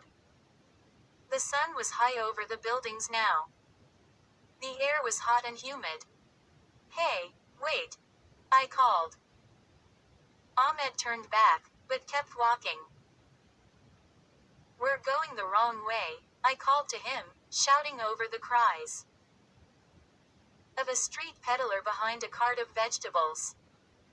The hotel is back that way. I pointed. Ahmed shook his head. My car is just up there. We're driving back to the hotel. Sari asked, her voice revealing her surprise. It's only 2 blocks, I said to Ahmed. Sari and I could walk back. By ourselves if you want. You really don't have to take us. It is no trouble, Ahmed replied, and he placed his hands firmly, one on my shoulder, one on Sari's, and continued to guide us to his car. We crossed the street and continued walking. The sidewalk grew even more crowded. A man swinging a leather briefcase accidentally clipped my shoulder with it. I cried out in pain. Sari laughed. You have a great sense of humor, I muttered sarcastically. I know, she replied. If we'd walked, we would have been at the hotel already, I said. Ahmed must have overheard, because he said, the car's in the next block. We made our way quickly through the crowds. A short while later, Ahmed stopped at a small, 4-door station wagon. It was covered with dust, and the fender on the driver's side was crunched.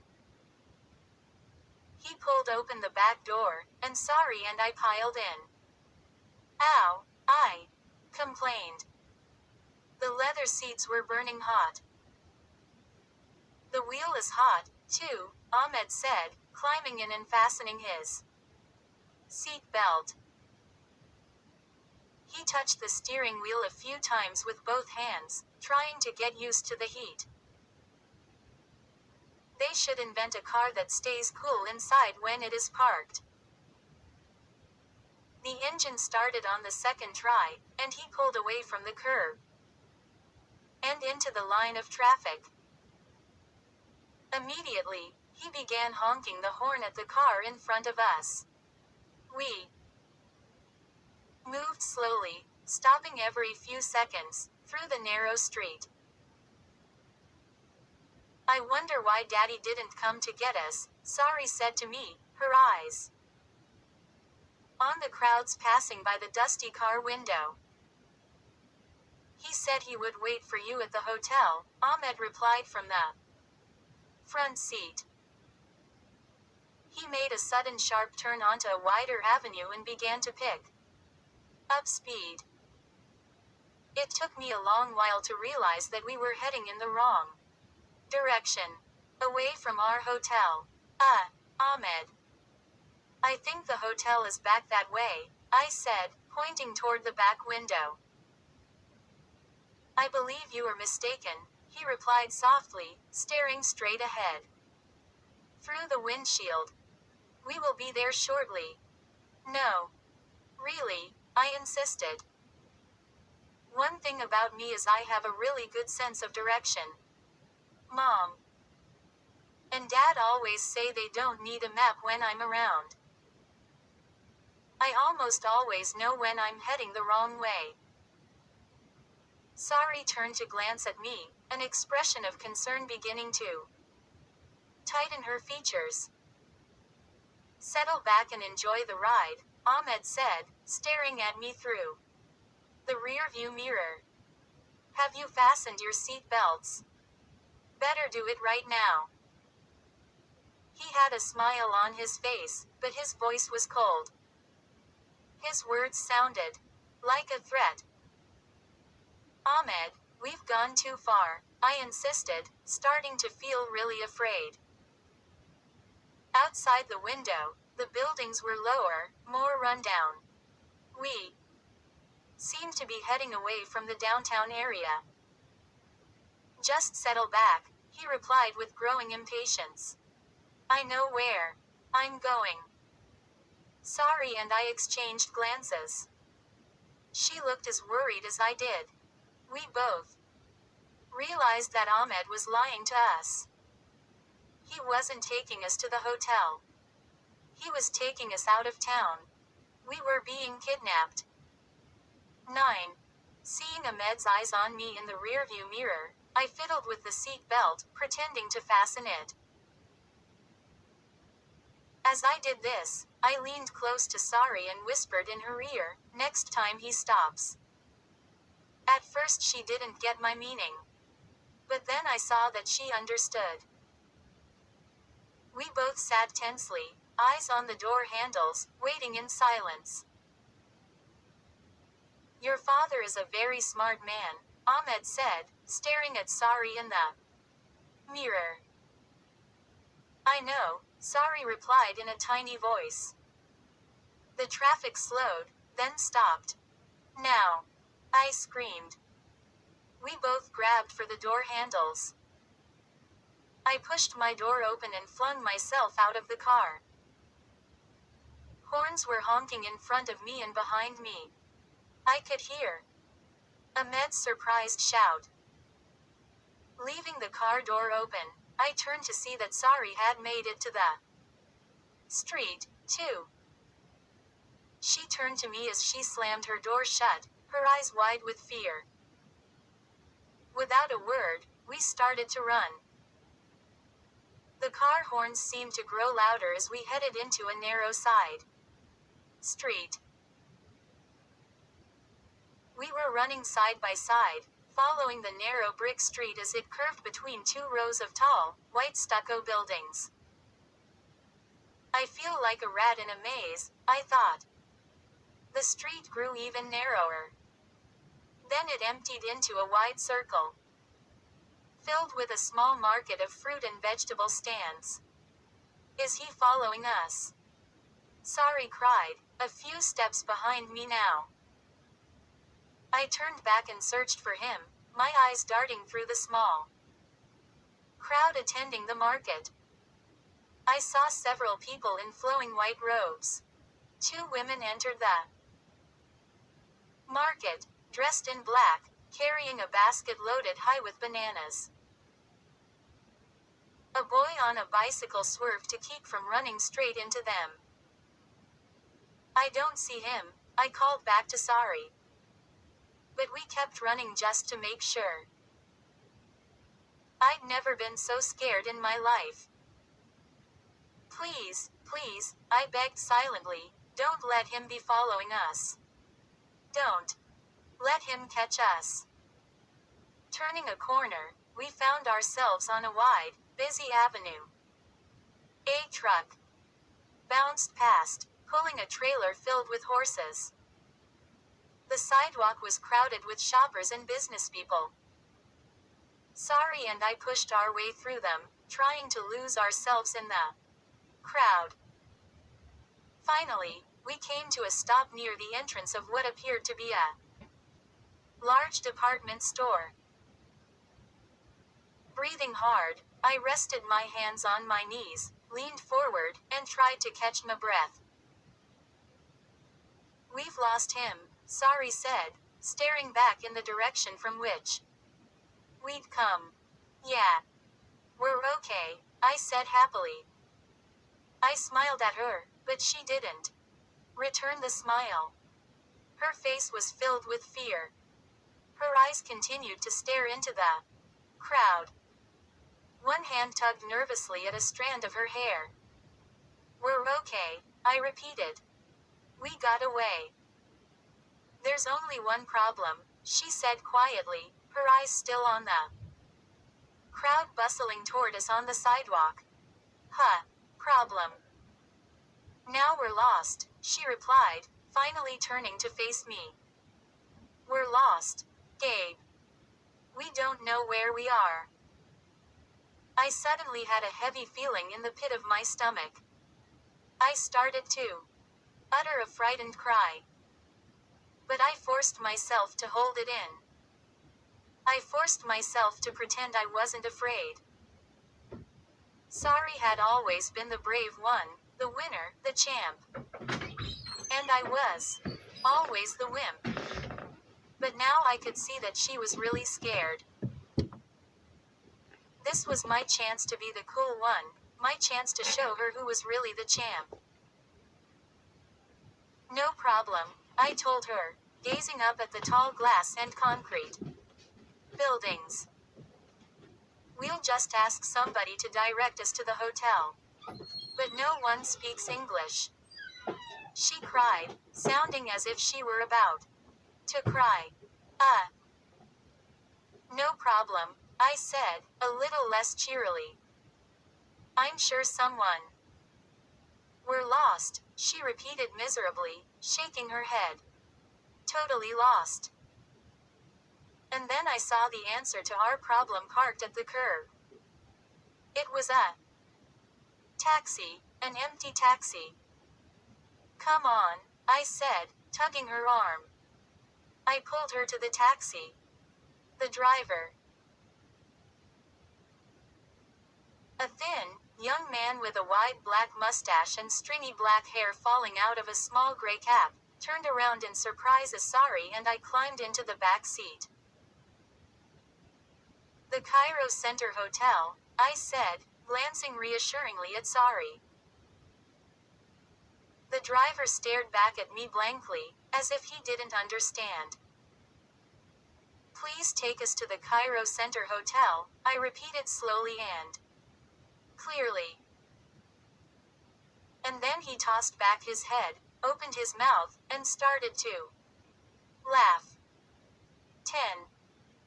The driver laughed till tears formed in the corners of his eyes. Sari grabbed my arm. He's working for Ahmed, she whispered, squeezing my wrist. We've walked right into a trap. Huh. I felt a stab of fear in my chest. I didn't think she was right. She couldn't be right. But I didn't know what else to think. I grabbed the door handle and started to leap out of the taxi. But the driver raised a hand, signaling for me to stop. Gabe. Go. Sari pushed me hard from behind. Cairo Center Hotel. The driver asked suddenly, wiping the tears from his eyes with a finger. Then he pointed through the windshield. Cairo Center Hotel. Sari and I both followed his finger. There was the hotel. Right across the street. He started to laugh again, shaking his head. Thanks, I shouted, and climbed out. Sari scrambled out behind me, a wide, relieved smile on her face.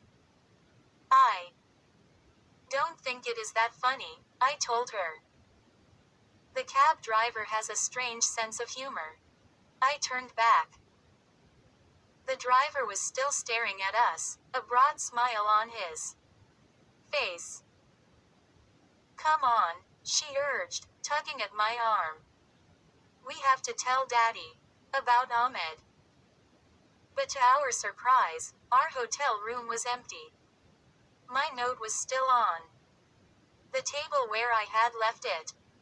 Nothing had been moved or touched. He hasn't been back here, Sari said, picking up my note and crumpling it into a ball in her hand. Ahmed lied about everything. I flopped down on the couch with a loud sigh. I wonder what's going on, I said unhappily. I just don't get it. Sari and I both screamed as the door to the room flew open. Daddy! Sari cried, running to hug him. I was sure glad it was Uncle Ben, and not Ahmed. Daddy, the strangest thing. Sari started. Uncle Ben had his arm around her shoulder. As he led her across the room toward the couch, I could see that he had a really dazed expression on his face. Yes, it is strange, he muttered, shaking his head. Both of my workers. Huh. Are they okay?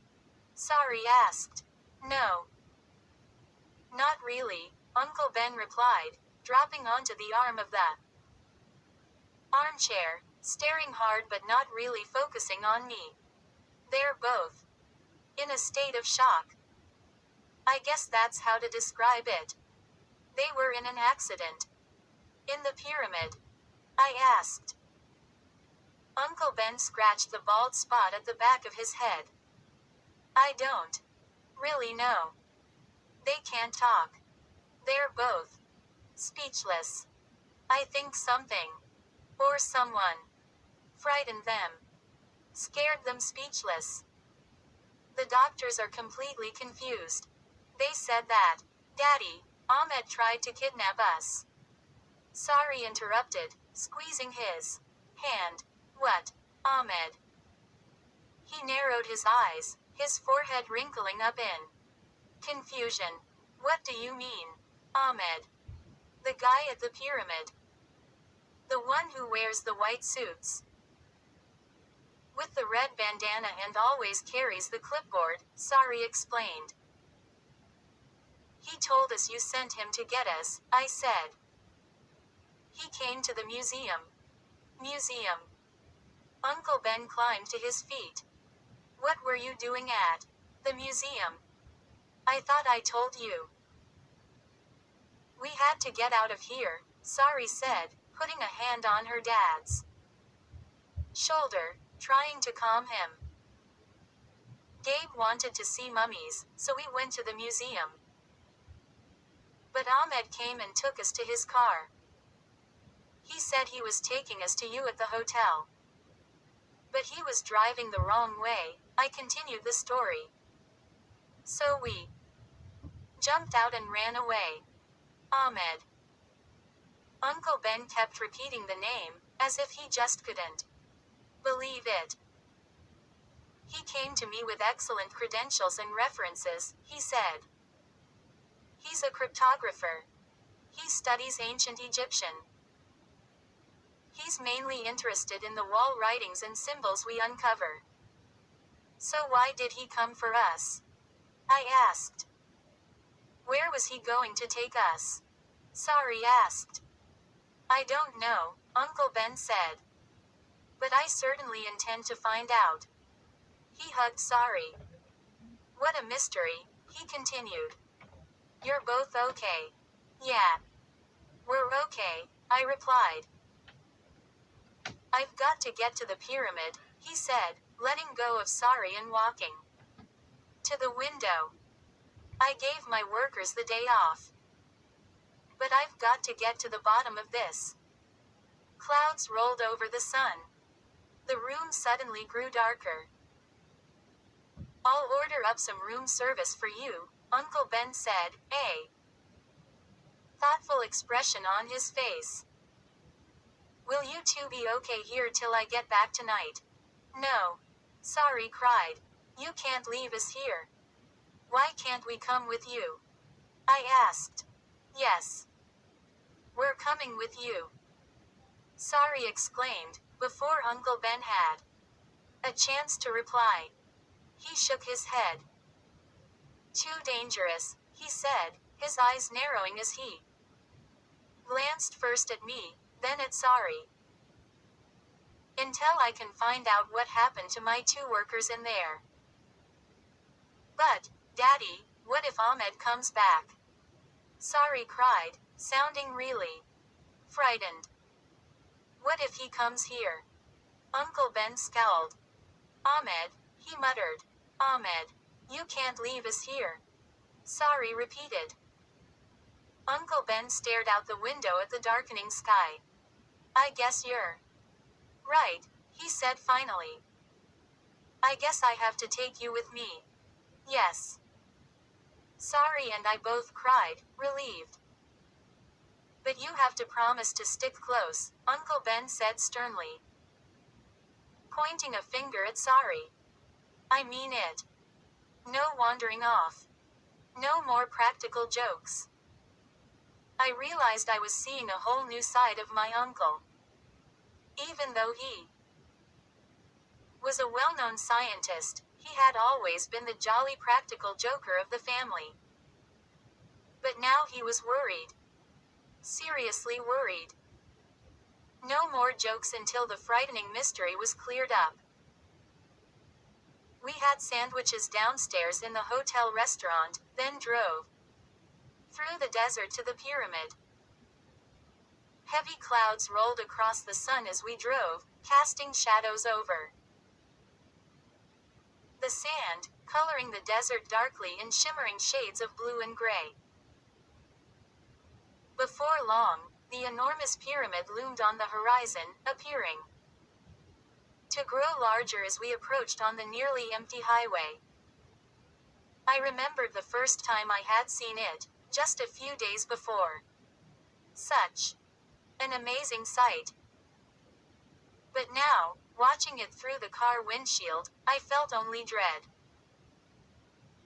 Uncle Ben parked the car near the low entrance he had discovered behind the pyramid.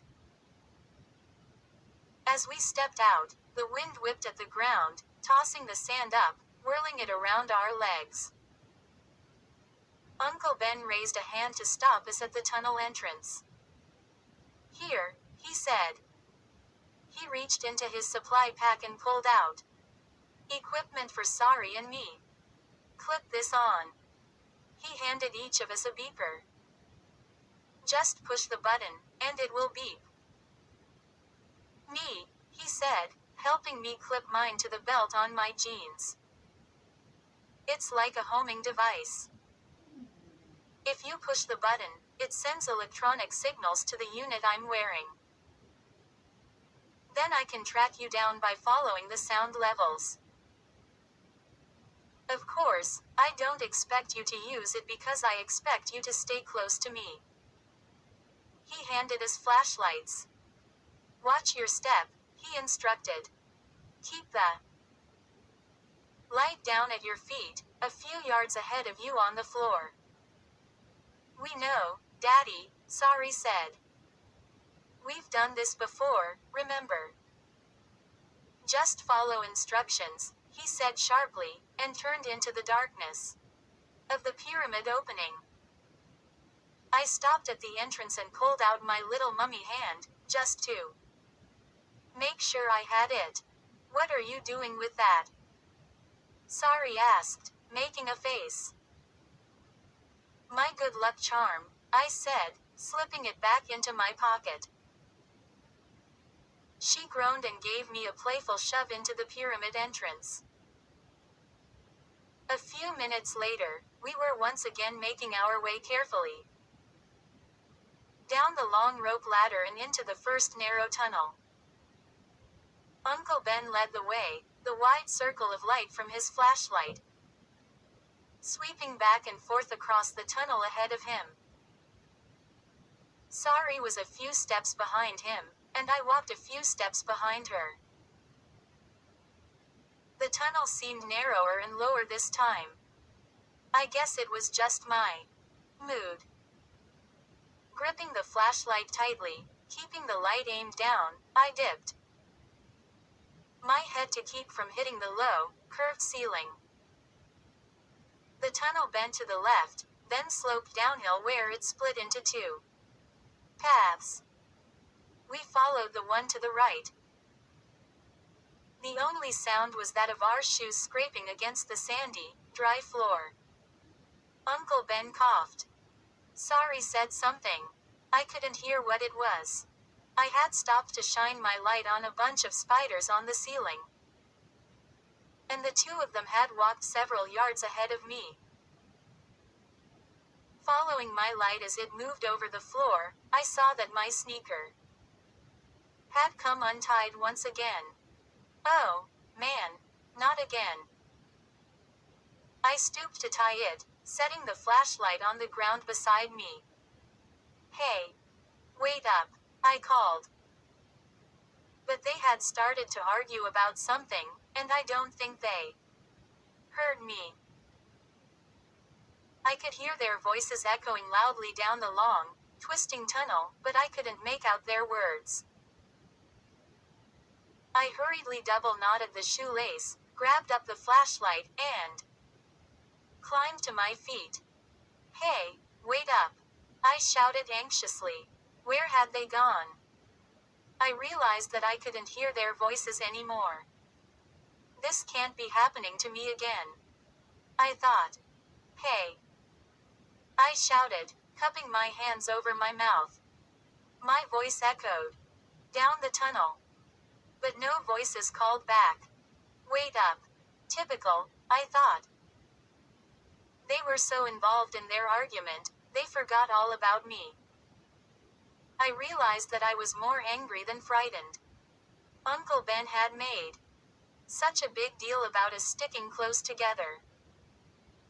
And then he walked off and left me alone in the tunnel.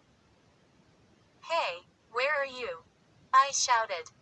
No reply. 11. Beaming the light ahead of me on the floor, I ducked my head and began jogging, following the tunnel as it curved sharply to the right. The floor began to slope upwards. The air became hot and musty. Smelling. I found myself gasping for breath. Uncle Ben. I called. Sorry. They must be around the next curve in the tunnel, I told myself. It hadn't taken me that long to tie my shoelace. They couldn't have gotten that far ahead. Hearing a sound, I stopped and listened. Silence now. Was I starting to hear things? I had a sudden flash. Was this another mean practical joke? We're sorry.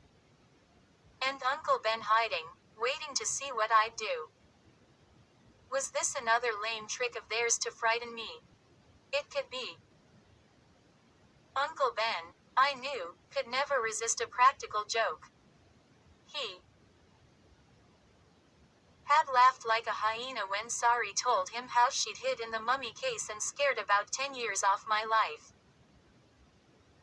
Were they both hiding in mummy cases now, just waiting for me to stumble by? My heart thumped in my chest. Despite the heat of the ancient tunnel, I felt cold all over.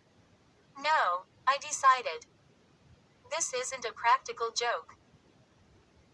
Uncle Ben was too serious today, too worried about his stricken workers. Too worried about what we'd told him about Ahmed. He wasn't in any mood for practical jokes. I began making my way through the tunnel again. As I jogged, my hand brushed against the beeper at my waist. Should I push it? No, I decided. That would only give Sari a good laugh. She'd be eager to tell everyone how I'd started beeping for help after being in the pyramid for 2 minutes. I turned the corner. The tunnel walls seemed to close in on me as the tunnel narrowed. Sorry. Uncle Ben. No echo. Maybe the tunnel was too narrow for an echo.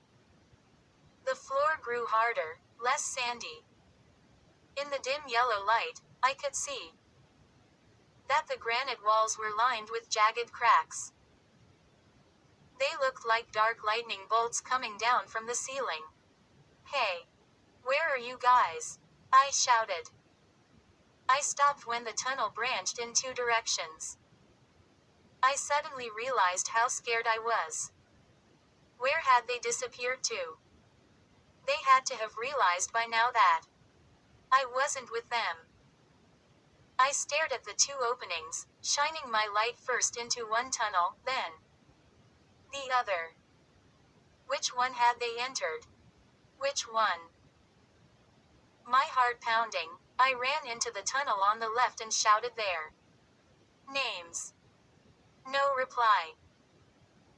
I backed out quickly, my light darting wildly over the floor, and stepped into the tunnel to the right. This tunnel was wider and higher. It curved gently to the right. A maze of tunnels. That's how Uncle Ben had described the pyramid. Maybe thousands of tunnels, he had told me. Thousands. Keep moving, I urged myself. Keep moving, Gabe. They're right up ahead. They've got to be. I took a few steps and then called out to them. I heard something. Voices. I stopped. It was so quiet now. So quiet, I could hear my heart pounding in my chest. The sound again. I listened hard, holding my breath. It was a chattering sound. A soft cluttering. Not a human voice. An insect, maybe. Or a rat. Uncle Ben. Sorry. Silence. I took a few more steps into the tunnel. Then a few more. I decided I'd better forget my pride and beat them. So what if Sorry teased me about it? I was too frightened to care. If I beat them, they'd be right there to get me in a few seconds. But as I reached to my waist for the beeper, I was startled by a loud noise. The insect chittering became a soft cracking sound. I stopped to listen, the fear rising up to my throat. The soft cracking grew louder. It sounded like someone breaking saltines in two. Only louder. Louder. Louder. Right under my feet. I turned my eyes to the floor. I shined the light at my shoes. It took me so long to realize what was happening. The ancient tunnel floor was cracking apart beneath me. The cracking grew louder, seemed to come from all directions, too. Surround me. By the time I realized what was happening, it was too late. I felt as if I were being pulled down, sucked down by a powerful force.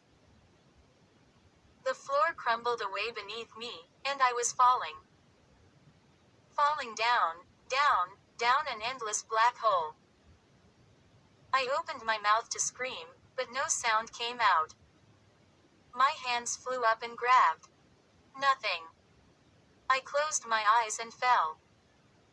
Down, down into the swirling blackness. 12. I heard the flashlight clang against the floor. Then I hit. Hard. I landed on my side. Pain shot through my body, and I saw red. A flash of bright red that grew brighter and brighter until I had to close my eyes. I think the force of the blow knocked me out for a short while. When I opened my eyes, everything was a gray-yellow blur. My side ached. My right elbow throbbed with pain. I tried the elbow. It seemed to move okay. I sat up. The haze slowly began to lift, like a curtain slowly rising. Where was I? A sour smell invaded my nostrils. The smell of decay. Of ancient dust. Of death. The flashlight had landed beside me on the concrete floor. I followed its beam of light toward the wall. And gasped. The light stopped on a hand. A human hand. Or was it? The hand was attached to an arm. The arm hung stiffly from an erect body. My hand trembling, I grabbed up the flashlight and tried to steady the light on the figure. It was a mummy, I realized. Standing on its feet near the far wall. Eyeless, mouthless, the bandaged face seemed to stare back at me. Tense and ready, as if waiting for me to make the first move. 13. A mummy. The light darted over its featureless face. I couldn't steady my hand. My whole body was shaking. Frozen in place, not able to move off the hard floor, I gaped at that frightening figure. I suddenly realized I was panting loudly. Trying to calm myself, I sucked in a deep breath of the putrid air, and held it. The mummy stared blindly back at me. It stood stiffly, its arms hanging at its sides. Why is it standing there like that? I wondered, taking another deep breath. The ancient Egyptians didn't leave their mummies standing at attention. Realizing that it wasn't moving forward to attack me, I began to feel a little calmer. Easy, Gabe. Easy, I said aloud, trying to steady the flashlight I gripped so tightly in my hand. I coughed. The air was so foul. So old. Groaning from the pain in my side, I climbed to my feet and began rapidly shining the light back and forth beyond the silent, faceless mummy. I was in an enormous, high-ceilinged chamber. Much bigger than the chamber Uncle Ben's workers had been digging in. And much more cluttered. Wow. I uttered a low cry as the pale light of the flashlight revealed an amazing scene. Dark, bandaged figures hovered all around me. The vast chamber was crammed with mummies. In the unsteady light, their shadows seemed to reach toward me. Shuddering, I took a step back. I moved the light slowly over the strange, hideous scene. The light burned through the shadows, revealing bandaged arms, torsos, legs, covered faces. There were so many of them. There were mummies leaning against the wall. Mummies lying on stone slabs, arms crossed over their chests. Mummies leaning at odd angles, crouched low or standing tall, their arms straight out in front of them like Frankenstein monsters. Against one wall stood a row of mummy cases, their lids propped open. I turned, following the arc of my light. I realized that my fall had dropped me into the center of the room. Behind me, I could make out an amazing array of equipment. Strange, prong-like tools I had never seen before. Tall stacks of cloth. Gigantic clay pots and jars. Easy, Gabe. Easy. Whoa. Breathe slowly. I took a few reluctant steps closer, trying to hold the flashlight steady. A few more steps. I walked up to one of the tall stacks of cloth. Linen, most likely. The material used for making mummies. Gathering my courage, I examined some of the tools. Not touching anything. Just staring at them in the wavering light of the flashlight. Mummy-making tools. Ancient mummy-making tools. I stepped away. Turned back toward the crowd of unmoving figures. My light traveled across the room and came to rest on a dark square area on the floor. Curious, I moved closer, stepping around twin mummies, lying on their backs, their arms crossed over their chests. Whoa. Easy, Gabe. My sneakers scraped noisily along the floor as I made my way hesitantly across the vast chamber. The dark square on the floor was nearly the size of a swimming pool. I bent down at its edge to examine it more closely. The surface was soft and sticky. Like tar. Was this an ancient tar pit? Was this tar used in the making of the mummies that hovered so menacingly around the room? I had a sudden chill that froze me to the spot. How could this tar pit be soft after 4,000 years? Why was everything in this chamber? The tools, the mummies, the linen, preserved so well. And why were these mummies? At least 24 of them. Left out like this, scattered about the room in such strange positions. I realized that I had made an incredible discovery here. By falling through the floor, I had found a hidden chamber, a chamber where mummies had been made. I had found all of the tools and all of the materials used to make mummies 4,000 years ago. Once again, the sour smell invaded my nose. I held my breath to keep myself from gagging. It was the smell of 4,000-year-old bodies, I realized. A smell that had been bottled up in this ancient, hidden chamber. Until now. Staring at the twisted, shadowy figures gazing back at me in faceless horror, I reached for the beeper. Uncle Ben, you must come quickly, I thought. I don't want to be alone down here any longer. You must come here now. I pulled the beeper off my belt and brought it up close to the light. All I had to do, I realized, was push the button, and Uncle Ben and Sorry would come running. Gripping the small square tightly in my hand, I moved my hand to that button and cried out in alarm. The beeper was ruined, wrecked, smashed. The button wouldn't even push. I must have landed on it when I fell. It was useless. I was all alone down here. Alone with the ancient mummies, staring facelessly, silently, at me. Through the deep, dark shadows. 14. All alone. I stared in horror at the worthless beeper. The flashlight trembled in my hand. Suddenly, everything seemed to move in on me. The walls. The ceiling. The darkness. The mummies. Huh. I stumbled back a step. Then another. I realized I was gripping the flashlight so tightly, my hand hurt. The light played over the faceless figures.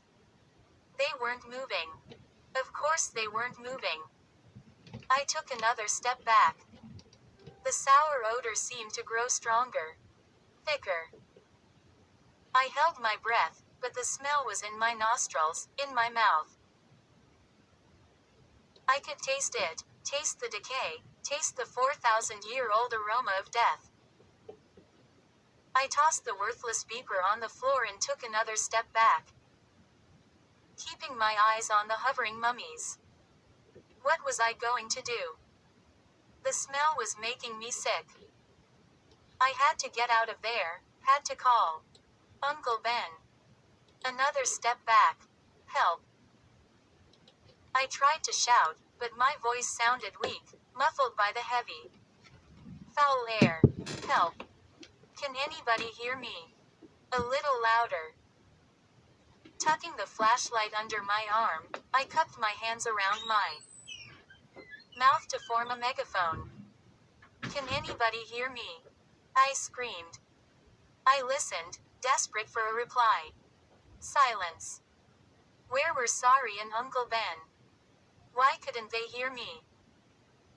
Why weren't they looking for me? Help. Somebody. Please help. I screamed as loud as I could, tilting my head up to the hole in the ceiling, the hole I had fallen through. Can't anybody hear me? I shrieked. I could feel the panic grip my chest, freeze my legs. The panic swept over me, wave after paralyzing wave. Help me. Somebody. Please. I took another step back. And something crunched under my sneaker. I uttered a high-pitched yelp and stumbled forward. Whatever it was slithered away. I exhaled loudly, a long sigh of relief. And then I felt something brush against my ankle. I cried out, and the flashlight dropped from under my arm. It clattered noisily to the floor. The light went out. Again, something scraped silently against me. Something hard. I heard soft, scrabbling sounds down on the floor. Something snapped at my ankle. I kicked hard, but hit only air. Oh, help. There were creatures down there. A lot of them. But what were they? Again, something slapped at my ankle, and I kicked wildly. Frantically, I bent down, grabbing for the flashlight in the darkness. And touched something hard and warm. Oh, no. I jerked my hand up with a startled cry. In the darkness, groping for the flashlight, I had the feeling that the entire floor had come to life. The floor was moving in waves, rolling and tossing, seething beneath me. Finally, I found the flashlight. I grabbed it up in my trembling hand, climbed to my feet, and struggled to turn it back on. As I stepped backward, something slid against my leg. It felt hard and prickly. I heard clicking sounds, snapping, creatures bumping into each other. Panting loudly, my chest heaving, my entire body gripped with terror, I jumped up, tried to dance away as I fiddled with the flashlight. Something crunched loudly beneath my sneaker. I danced away, hopping over something that scuttled through my legs. Finally, the light flickered on. My heart thudding, I lowered the yellow beam of light to the floor and saw the scrabbling, snapping creatures. Scorpions. I had stumbled into a disgusting nest of them. Oh, help. I didn't recognize my tiny, frightened voice as I cried out. I didn't even realize I had cried out. The light darted over the slithering creatures, their tails raised as if ready to attack, their claws snapping silently as they moved, crawling over each other, slithering past my ankles. Somebody, help. I leapt backwards as a pair of claws grabbed at the leg of my jeans.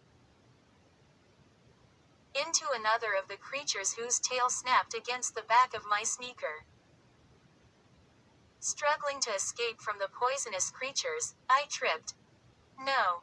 Please. No. I couldn't save myself. I started to fall. My hands shot out, but there was nothing to grab onto. I was going to plunge right into the middle of them. No. I uttered a frantic cry as I toppled forward and felt two hands grab me by the shoulders from behind. 15. A mummy. I thought. My entire body convulsed with fear. The scorpions snapped and scrabbled at my feet. The strong hands gripped my shoulders, pulled me hard. The ancient, bandaged hands. I couldn't breathe. I couldn't think. Finally, I managed to spin around. Sorry. I cried. She gave me one more tug. We both stumbled backwards, claws snapping up at us. Sorry. How? We moved together now, making our way toward the center of the vast chamber. Safe. Safe from the disgusting nest of snapping scorpions. Saved your life, she whispered. Yuck. Those are gross. Tell me about it, I said weakly. I could still feel the hideous creatures sliding along my ankles, still feel them slithering between my legs, crunching under my sneakers. I don't think I'll ever forget that crunching sound. What are you doing down here? Sorry cried impatiently, as if scolding a child. Daddy and I have been looking everywhere for you. I pulled her even farther from the scorpions, into the center of the chamber. How did you get down here? I cried, struggling to calm my breathing, struggling to stop the pounding in my chest. She pointed with her flashlight to a tunnel in the corner that I hadn't seen. I was searching for you. Daddy and I got separated. Do you believe it? He stopped to talk to a worker, and I didn't realize it. By the time I turned back, he was gone. Then I saw the light moving around in here. I thought it was Daddy.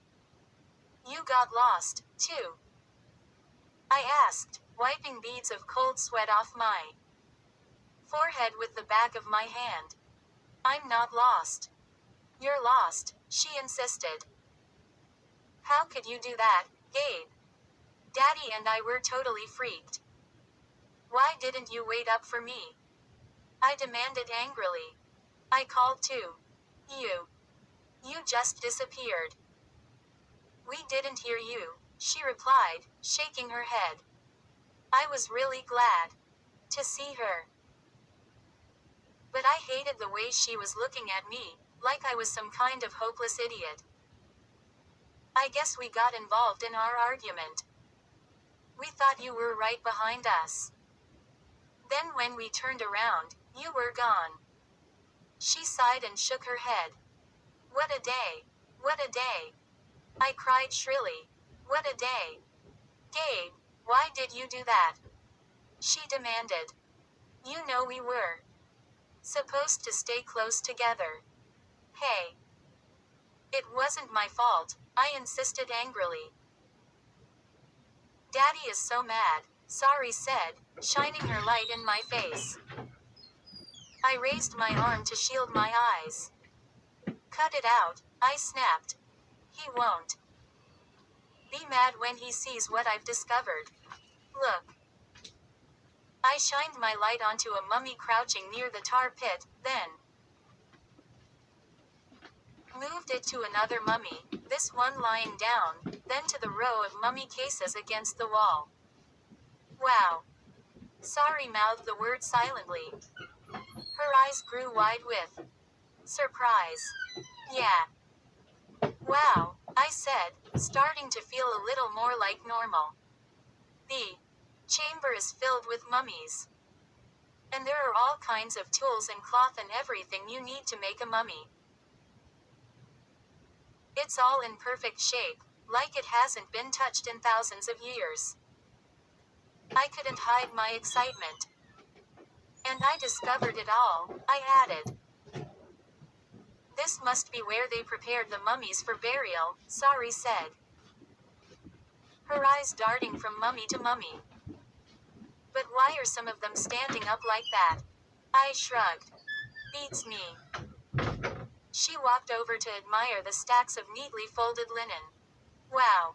This is amazing, Gabe. Outstanding. I agreed.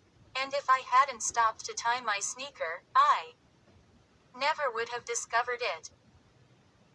You're going to be famous, Sari said, a smile spreading across her face. Thanks to me saving your life. Sorry. I started. But she had moved across the room and was admiring one of the upright mummies close up. Wait till Daddy sees all this, she said, suddenly sounding as excited as me. We have to call him, I said eagerly. I glanced back at the scorpion nest and felt a chill of fear tighten the back of my neck. People were so tiny back then, she said, holding her flashlight up close to the mummy's covered face. Look. I'm taller than this one. Sorry, use your beeper, I said impatiently, walking over to her. Yuck. There are bugs crawling in this one's face, she said, stepping back and lowering the light. She made a disgusted face. Gross. Come on. Use your beeper. Call Uncle Ben, I said. I reached for the beeper at her waist, but she pulled away. Okay. Why didn't you use yours? She eyed me suspiciously. You forgot about it, didn't you, Gabe? She accused. No way, I replied sharply. Mine broke when I fell into this place. She made a face and pulled the beeper off her belt loop. I shined my light on it as she pushed the button. She pressed it twice, just to make sure, then clipped it back onto her jeans. We stood with our arms crossed, waiting for Uncle Ben to follow the radio signals and find us. It shouldn't take him long, Sari said, her eyes on the tunnel in the corner. He wasn't far behind me. Sure enough, a few seconds later, we heard the sounds of someone approaching in the tunnel. Uncle Ben, I called excitedly. Look what I've found.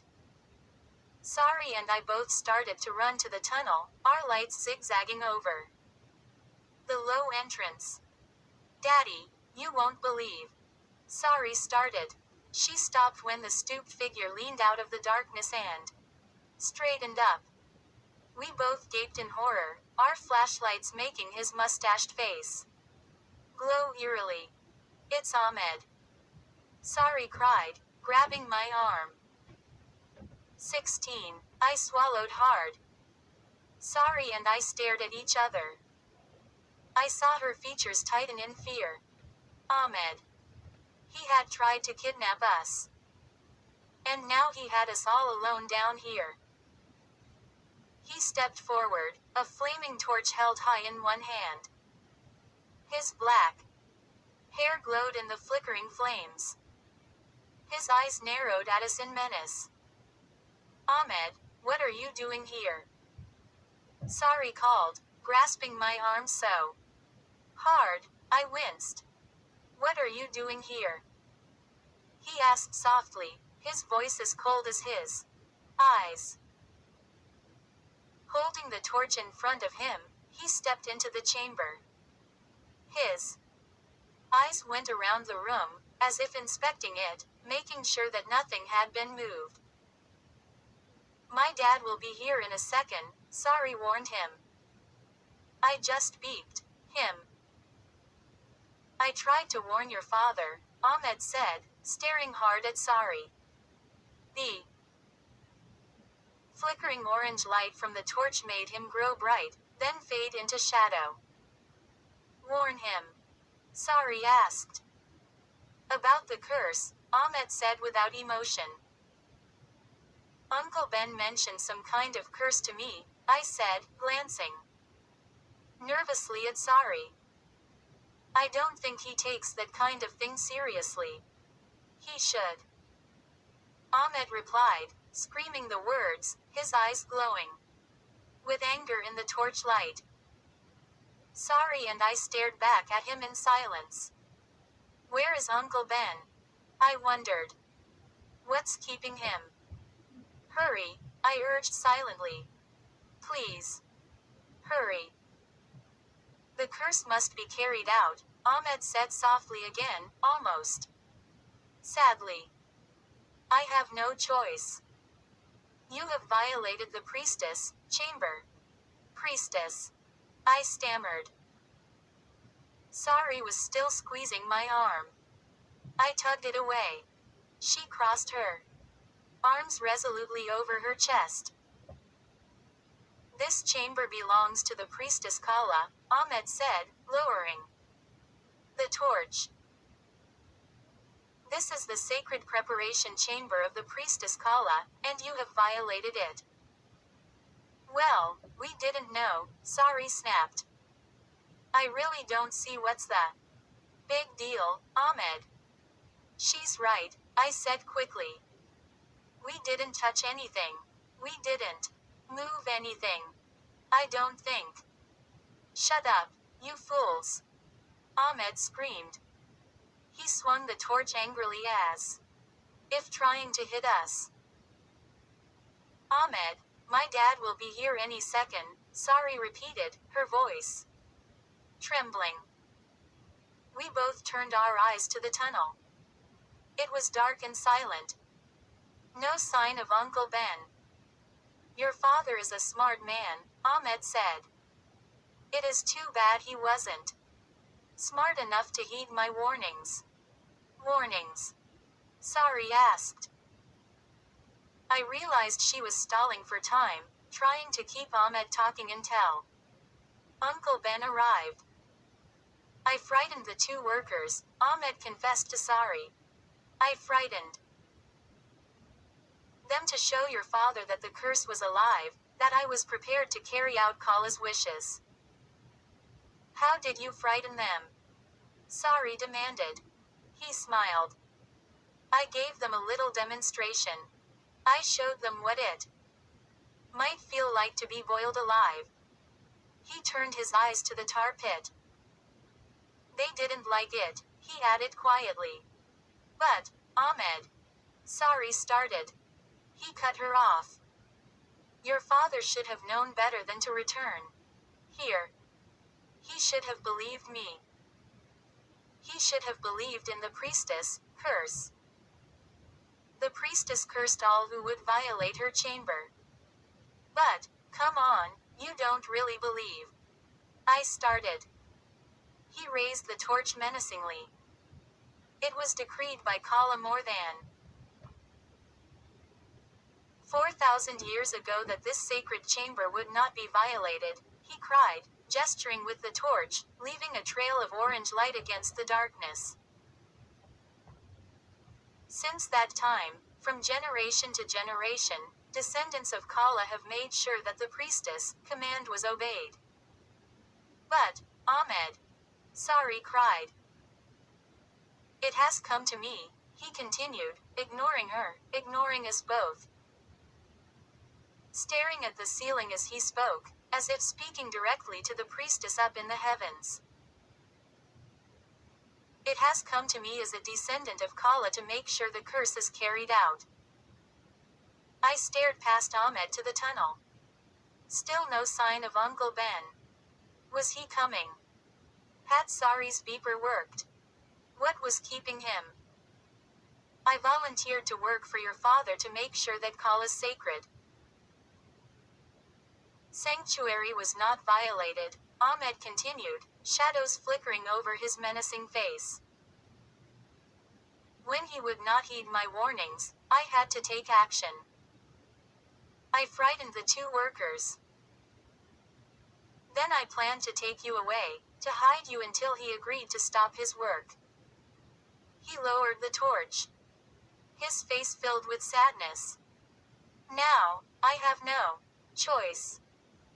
I must carry out my sacred duties. I must keep the ancient promise to Kala. But what does that mean? Sari cried. The orange torchlight revealed her frightened expression. What does it mean? Ahmed repeated. He gestured with the torch. Look around you. We both turned and glanced quickly around the chamber. But we didn't understand. The mummies, he explained. We still didn't understand. What about the mummies? I managed to stammer. They were all violators of the priestess chamber, Ahmed revealed. The thin smile that formed on his face could only be described as a proud smile. You mean, they're not from ancient Egypt? Sari cried, raising her hands in horror to her face.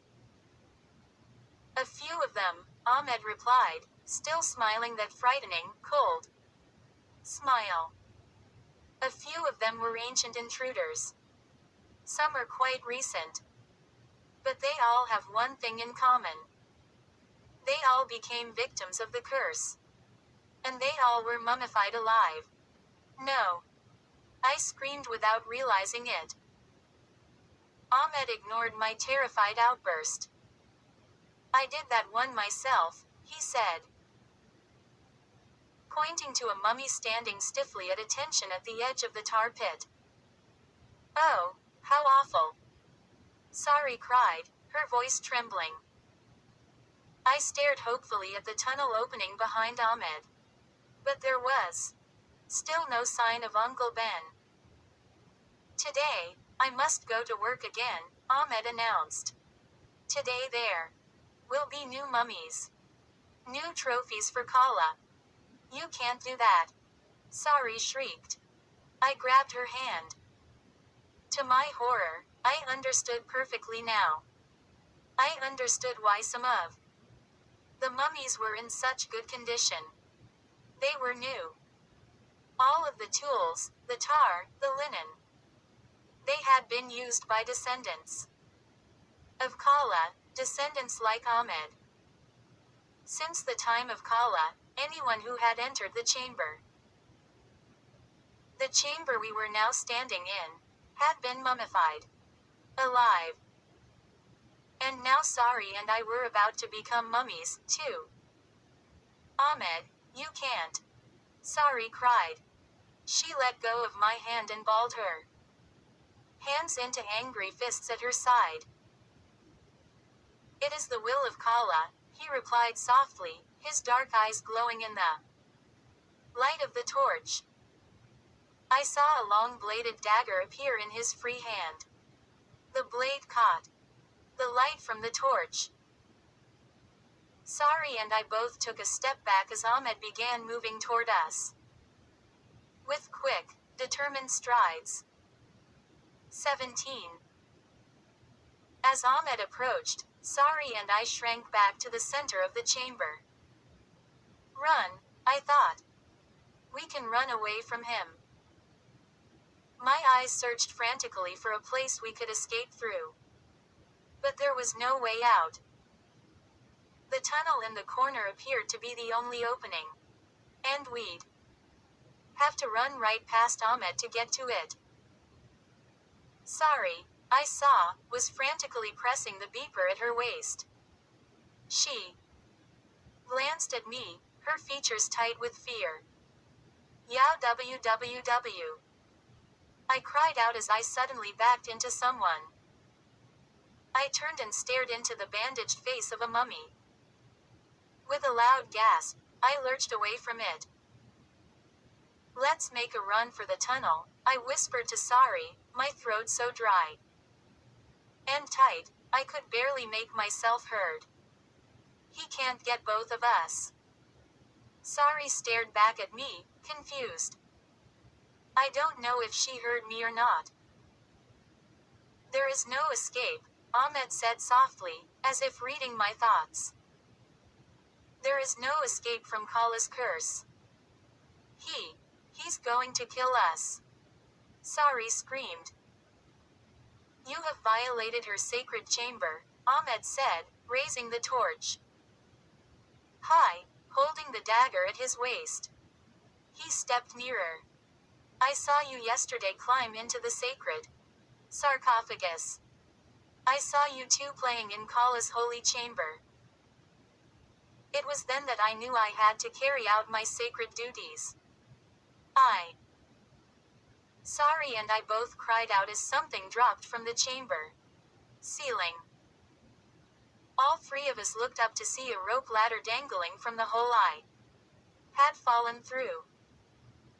It swung back and forth as it was lowered, nearly to the floor. Are you down there? I'm coming down. Uncle Ben shouted down to us. Uncle Ben. No, I screamed. But he was already moving down the ladder, making his way quickly. The ladder steadying under his weight. Halfway down, he stopped and peered into the chamber. What on earth? He cried, his eyes roaming over the amazing scene. And then he saw Ahmed. Ahmed, what are you doing here? Uncle Ben cried in surprise. He quickly lowered himself to the floor, jumping down the last 3 rungs. Nearly carrying out Kala's wishes, Ahmed said, his face expressionless now, his eyes narrowed in anticipation. Kala, the priestess. Uncle Ben wrinkled his features in confusion. He's going to kill us. Sari cried, rushing up to her dad, throwing her arms around his waist. Daddy. He's going to kill us. And then turn us into mummies. Uncle Ben held Sari and looked over her shoulder accusingly at Ahmed. Is this true? The chamber has been violated. It has fallen to me, doctor, to carry out the curse. Uncle Ben put his hands on Sari's trembling shoulders and gently moved her aside. Then he began to make his way slowly, steadily, toward Ahmed. Ahmed, let us go out of here and discuss this, he said, raising his right hand as if offering it in friendship. Ahmed took a step back, raising the torch menacingly. The priestess. Will must not be ignored.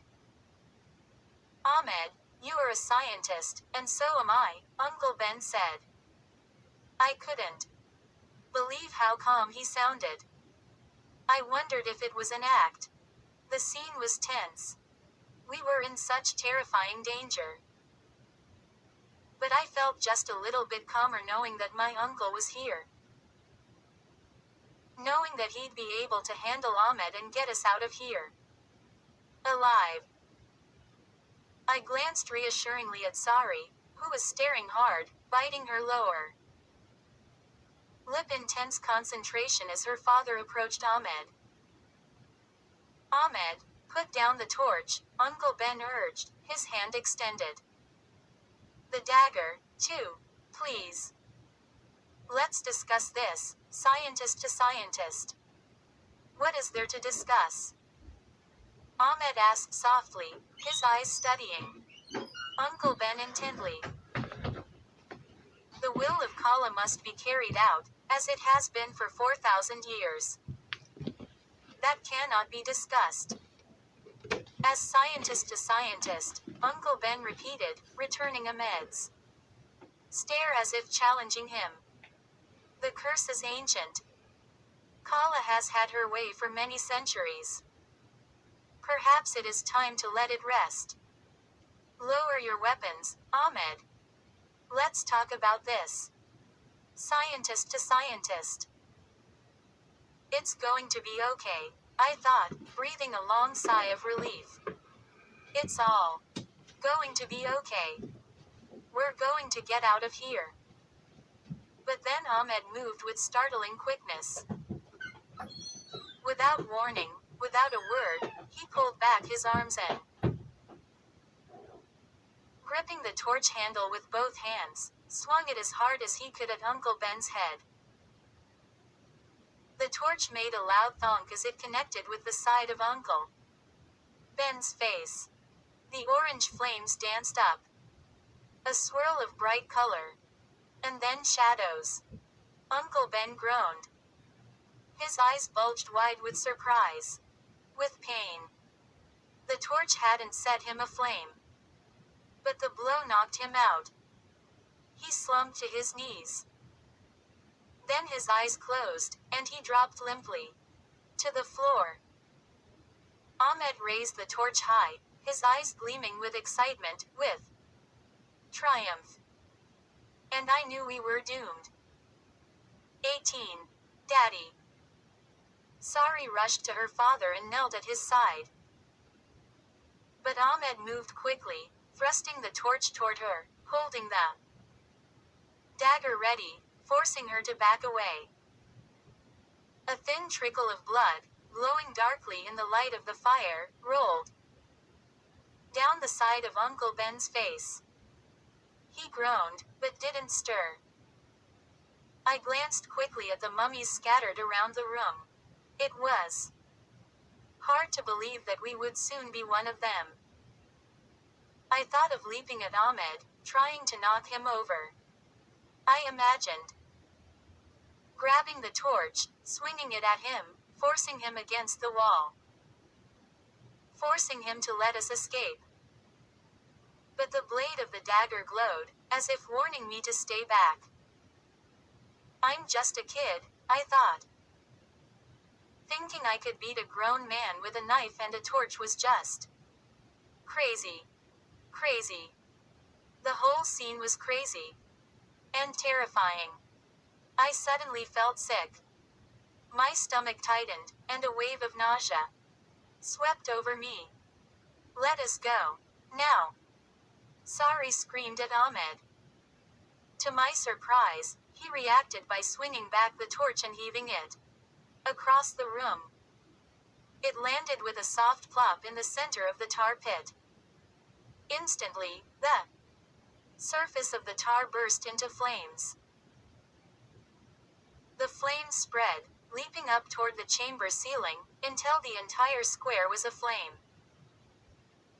As I stared in amazement, the tar popped and bubbled beneath the orange and red covering of flames. We must wait for it to boil, Ahmed said calmly, the shadows cast by. The flames flickering across his face and clothing. The chamber grew thick with smoke. Sari and I both started to cough. Ahmed bent down and put his hands under Uncle Ben's shoulders. He began to drag him across the floor. Leave him alone. Sari screamed, running frantically toward Ahmed. I saw that she was going to try to fight him. I grabbed her shoulders and held her back. We were no match for Ahmed. He had already knocked Uncle Ben unconscious. There was no telling what he would do to us.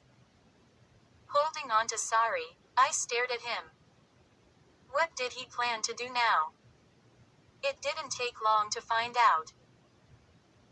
With surprising strength, he pulled Uncle Ben across the floor to one of the open mummy cases against the wall. Then he hoisted him over the side and shoved him into the case. Not even the slightest bit out of breath, Ahmed slid the lid closed over my unconscious uncle. Then he turned to us. You too. Into that one. He pointed to an enormous mummy case on a tall pedestal next to Uncle Ben's. It was nearly as tall as I was, and at least 10 feet long. It must have been built to hold a mummified person. And all of his or her possessions. Let us go. Sari insisted. Let us out of here. We won't tell anyone. What happened? Really? Please climb into the case, Ahmed insisted patiently. We must wait for the tar to be ready. We're not going in there, I said. I was shaking all over. I could feel the blood pulsing at my temples. I didn't even realize I was saying what I was saying. I was so scared, I didn't even hear myself. I glanced at Sari. She stood defiantly with her arms crossed tightly over her chest. But despite her brave pose, I could see her chin trembling and her eyes beginning to tear. Into the coffin, Ahmed repeated, to await your fate. Kala will not be kept waiting. The ancient curse will be carried out in her name. No, I cried angrily. I stood on tiptoe and peered into the enormous mummy case. It smelled so sour in there, I nearly hurled. The case was made of wood. It was warped and stained and peeling. Inside, in the flickering light, I was sure I saw dozens of insects crawling around in there.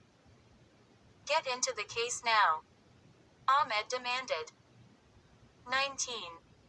Sari climbed up over the side and lowered herself into the ancient mummy case. She always had to be first at everything. But this was one time I didn't mind. I hesitated, resting my hand on the rotting wood on the side of the case. I glanced at the case next to it, the case with Uncle Ben inside. It was carved of stone, and the heavy stone lid was closed, sealing it up tight. Did Uncle Ben have any air in there? I wondered, gripped with fear. Was he able to breathe? And, then, I thought glumly, what difference does it make? All three of us are going to be dead soon. All three of us are going to be mummies, locked away in this hidden chamber forever. Get in. Now. Ahmed ordered, his dark eyes burning into mine. I'm just a kid, I cried. I don't know where the words came from. I was so scared, I really didn't know what I was saying. An unpleasant sneer formed on Ahmed's face. Many of the pharaohs were your age at death, he said. I wanted to keep him talking.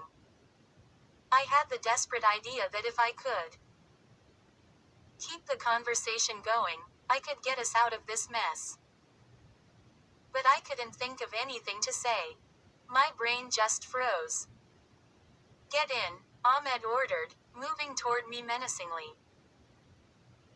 Feeling totally defeated, I slid one leg over the side of the rotting coffin, raised myself up, and then dropped down beside Sari. She had her head bowed, and her eyes shut tight. I think she was praying. She didn't glance up, even when I touched her shoulder. The coffin lid began to slide over us. The last thing I saw were the red flames leaping up over the pit of tar. Then the lid closed us into complete blackness. Gabe. Sari whispered a few seconds after the lid was closed. I'm frightened. For some reason, her confession made me snicker. She said it with such surprise.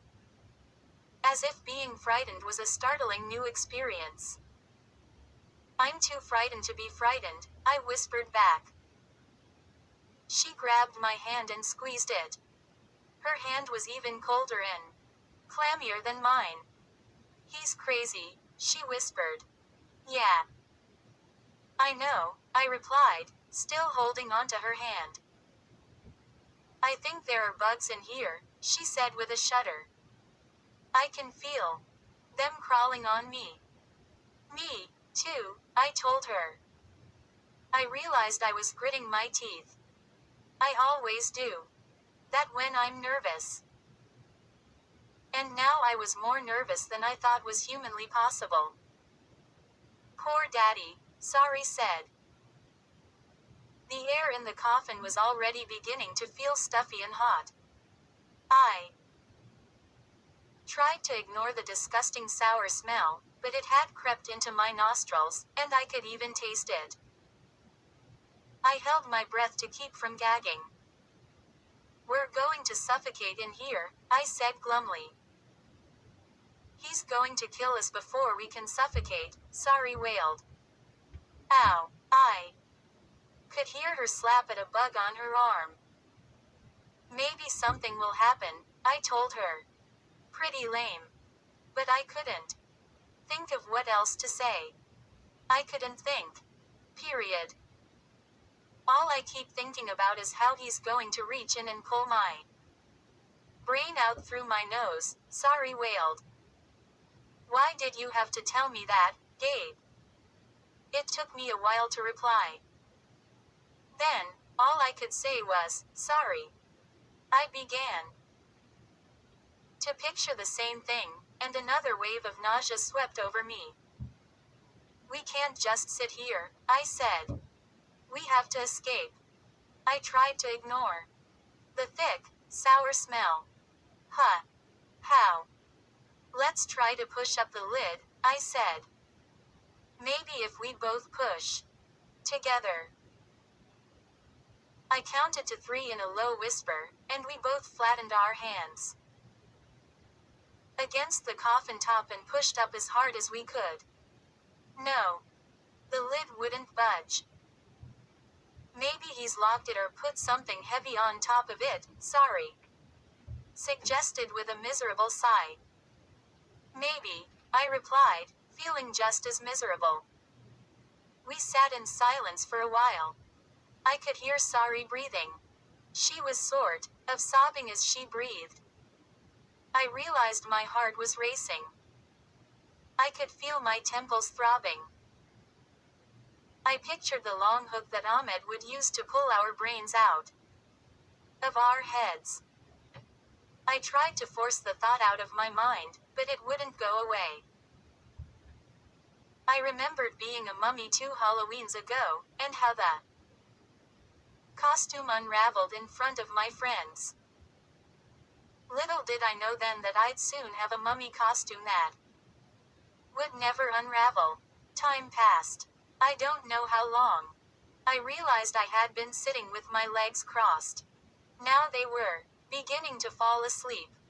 I uncrossed them and stretched them out. The mummy case was so big, Sorry and I could both lie down if we wanted to. But we were too tense and terrified to lie down. I was the first to hear the scrabbling sound. Like something climbing quickly around inside the mummy case. At first I thought it was Sorry. But she grabbed my hand with her icy hand, and I realized she hadn't moved from in front of me. We both listened hard. Something near us, something right next to us, bumped the side of the case. A mummy. Was there a mummy in the case with us? Moving. I heard a soft groan. Sorry squeezed my hand so tightly, it hurt, and I uttered a sharp cry. Another sound. Closer. Gabe. Sorry whispered, her voice tiny and shrill. Gabe. There's something in here with us. 20. It's not a mummy, I told myself.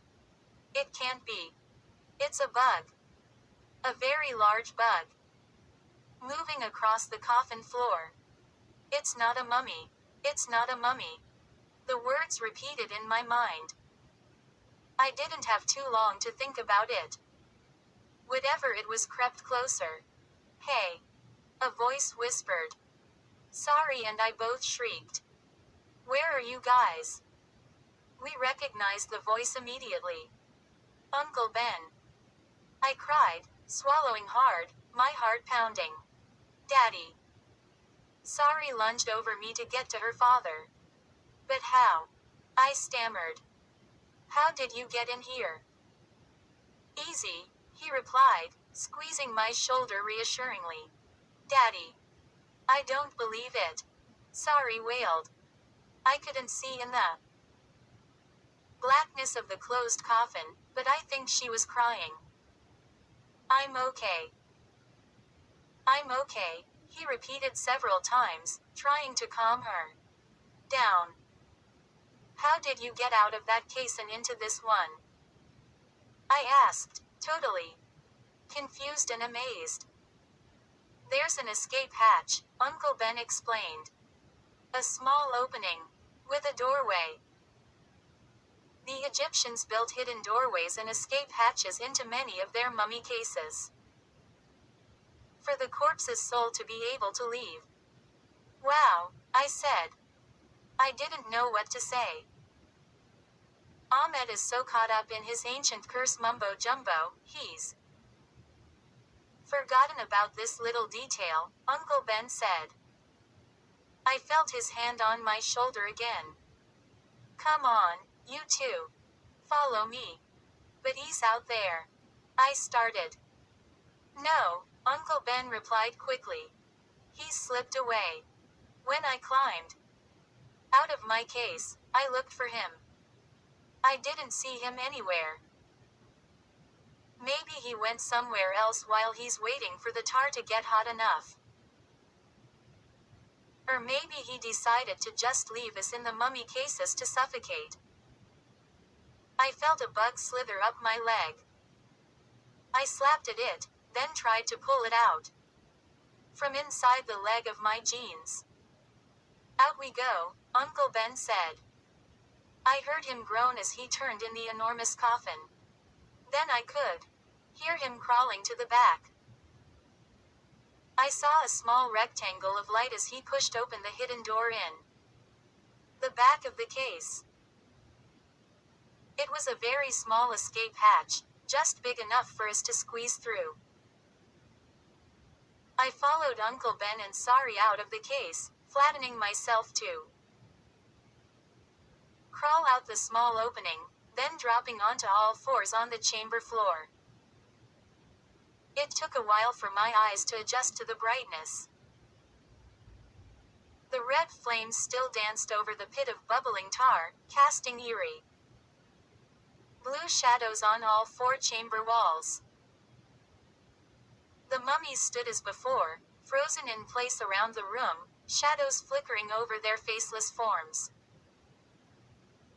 As my eyes began to focus, I saw that Uncle Ben had an enormous dark bruise on the side of his head. A wide ribbon of dried blood streaked down his cheek. "Let's get out of here before Ahmed comes back," he whispered. Standing between us, one hand on each of our shoulders. Sari looked pale and trembly. Her lower lip was bleeding from her chewing on it so hard. Uncle Ben started toward the rope ladder in the center of the chamber, but then stopped. "It'll take too long," he said, thinking out loud. "Come on. To the tunnel. Hurry." All three of us started jogging toward the tunnel in the corner. Looking down, I saw that my stupid shoelace had come untied again. But there was no way I was going to stop to tie it. We were about to get out of there. A few seconds before, I had given up all hope. But now, here we were. Out of the mummy case and heading to freedom. We were just a few yards in front of the tunnel entrance when the tunnel suddenly filled with orange light. Then, from out of the tunnel, Ahmed emerged, holding a new torch in front of him, the flames revealing a startled look on his face. "No. Sorry," and I cried in unison. All three of us skidded to a halt right in front of him. "You cannot escape," Ahmed said softly, quickly regaining his composure, his startled expression tightening to anger. "You will not escape." He thrust the torch toward Uncle Ben, who was forced to fall backwards, out of reach of the hissing flames. He landed hard on his elbows and cried out in pain. His cry brought a grim smile to Ahmed's lips. "You have made Kala angry," he announced, raising the torch above his head and reaching for the dagger sheathed at his waist. "You will not join the other violators of this chamber." Phew. I breathed a sigh of relief. Ahmed had changed his mind. He wasn't going to turn us into mummies after all. "The three of you will die in the tar pit," he declared. Sari and I exchanged horrified glances.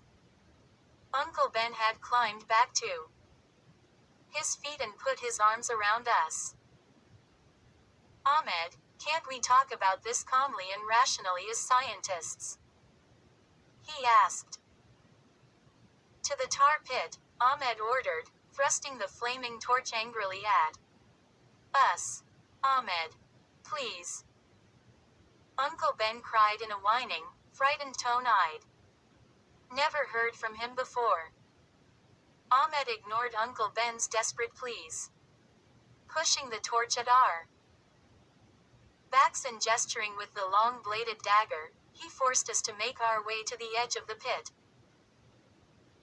The tar was bubbling noisily now, making ugly popping and sucking sounds. The flames across the top were low and red. I tried to pull back. It smelled so bad. And the steam coming off it was so hot, it made my face burn. "One by one, you will jump," Ahmed said. He was standing a few feet behind us as we stared down into the bubbling tar. "If you don't jump, I will be forced to push you." "Ahmed," Uncle Ben began. But Ahmed brushed the torch against Ben's back. "It has come to me," Ahmed said solemnly. "The honor of carrying out Kala's wishes." The tar fumes were so overwhelming, I thought I was going to faint. The pit started to tilt in front of me. I felt very dizzy. I shoved my hands into my jeans pockets, to steady myself, I guess. And my hand closed around something I had forgotten about. The summoner. The mummy hand that I carry around everywhere. I'm not sure why. I wasn't thinking clearly, if at all. But I pulled out The little mummy hand. I spun around quickly. And I held the mummy hand up high. I can't really explain what was going through my mind. I was so terrified, so overwhelmed with fear, that I was thinking 100 things at once. Maybe I thought the mummy hand would distract Ahmed. Or interest him. Or confuse him. Or frighten him. Maybe I was just stalling for time. Or maybe I was unconsciously remembering the legend behind the hand that the kid at the garage sale had told me. The legend of why it was called the summoner. How it was used to call up ancient souls and spirits. Or maybe I wasn't thinking anything at all. But I spun around and, gripping it by its slender wrist, held the mummy hand up high. And waited. Ahmed stared at it. But nothing happened. 21. I waited, standing there like the Statue of Liberty with the little hand raised high above my head. It seemed as if I were standing like that for hours. Sari and Uncle Ben stared at the hand. Lowering the torch a few inches, Ahmed squinted at the mummy hand. Then his eyes grew wider, and his mouth dropped open in surprise. He cried out. I couldn't understand what he was saying. The words were in a language I'd never heard. Ancient Egyptian, maybe. He took a step back, his surprised expression quickly replaced by a wide-eyed look of fear. The hand of the priestess. He cried. At least, that's what I think he cried. Because I was suddenly distracted by what was going on behind him. Sari uttered a low cry. All three of us stared over Ahmed's shoulder in disbelief. A mummy propped against the wall appeared to lean forward. Another mummy, lying on its back, slowly sat up, creaking as it raised itself. No. I cried, still holding the mummy hand high. Sari and Uncle Ben were gaping wide-eyed as the vast chamber filled with motion. As the mummies creaked and groaned to life. The air filled with the odor of ancient dust, of decay. In the shadowy light, I saw one mummy, then another, straighten up. Stand tall. They stretched their bandaged arms above their featureless heads. Slowly. Painfully. Staggering, moving stiffly, the mummies lumbered forward. I watched, frozen in amazement, as they climbed out of mummy cases. Raised themselves from the floor, leaned forward, took their first slow, heavy steps, their muscles groaning, dust rising up from their dry, dead bodies. They're dead, I thought. All of them. Dead. Dead for so many years. But now they were rising up, climbing from their ancient coffins. Struggling toward us on their heavy, dead legs. Their bandaged feet scraped across the chamber floor as they gathered. In a group. Scrape. Scrape. Scrape. A dry, shuffling sound I knew I'd never forget. Scrape. Scrape. The faceless army approached. Bandaged arms outstretched, they lumbered toward us, creaking and groaning. Moaning softly with ancient pain. Ahmed caught the astonishment on our faces and spun around. He cried out again in that strange language as he saw the mummies advancing on us, scraping so softly, so deliberately, across the chamber floor. And, then, with a furious scream, Ahmed heaved the torch at that mummy in the lead. The torch hit the mummy in the chest and bounced to the floor. Flames burst from the mummy's chest, immediately spreading over the arms and down the legs. But the mummy kept advancing, didn't slow, didn't react at all to that. fire that was quickly consuming it. Gaping in open-mouthed horror, babbling an endless stream of words in that mysterious language, Ahmed tried to run. But he was too late. The burning mummy lunged at him. The ancient figure caught Ahmed up by the throat, lifted him high above its flaming shoulders. Ahmed uttered a high-pitched shriek of terror as the other mummies lumbered forward. Moaning and wailing through their yellowed bandages, they moved in to help their burning colleague. They raised Ahmed high above their moaning heads, and then held him over the burning tar pit. Squirming and kicking, Ahmed uttered a piercing scream as they held him over the boiling, bubbling, steaming tar. I closed my eyes. The heat and tar fumes swirled around me. I felt as if I were being swallowed up, pulled down into the steaming blackness. When I opened my eyes, I saw Ahmed fleeing to the tunnel, staggering clumsily, shrieking in open-mouthed terror as he ran. The mummies remained by the pit, enjoying their victory. I realized I was still holding the mummy hand over my head. I lowered it slowly, and gazed at Sari and Uncle Ben. They were standing beside me, their faces filled with confusion and relief. The mummies. I managed to utter. "Look," Sari said, pointing. I followed the direction of her gaze. The mummies were all back in place. Some were leaning, some propped at odd angles, some lying down. They were exactly as they had been when I entered the chamber. Huh. My eyes darted rapidly around the room. Had they all moved? Had they raised themselves, stood up, and staggered toward us? Or had we imagined it all? No. We couldn't have imagined it. Ahmed was gone. We were safe. "We're okay," Uncle Ben said gratefully, throwing his arms around Sari and me. "We're okay. We're okay. We can go now." Sari cried happily, hugging her dad.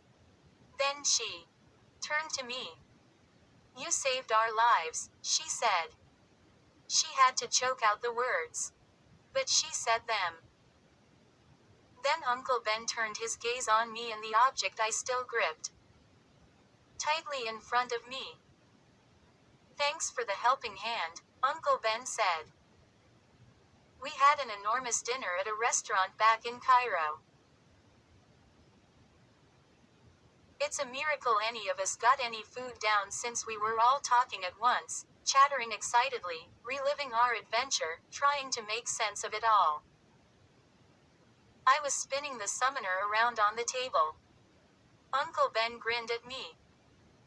I had no idea how special that mummy hand was. He took it from me and examined it closely. "Better not play with it," he said seriously. "We must treat it carefully." He shook his head. "Some great scientist I am," he exclaimed scornfully.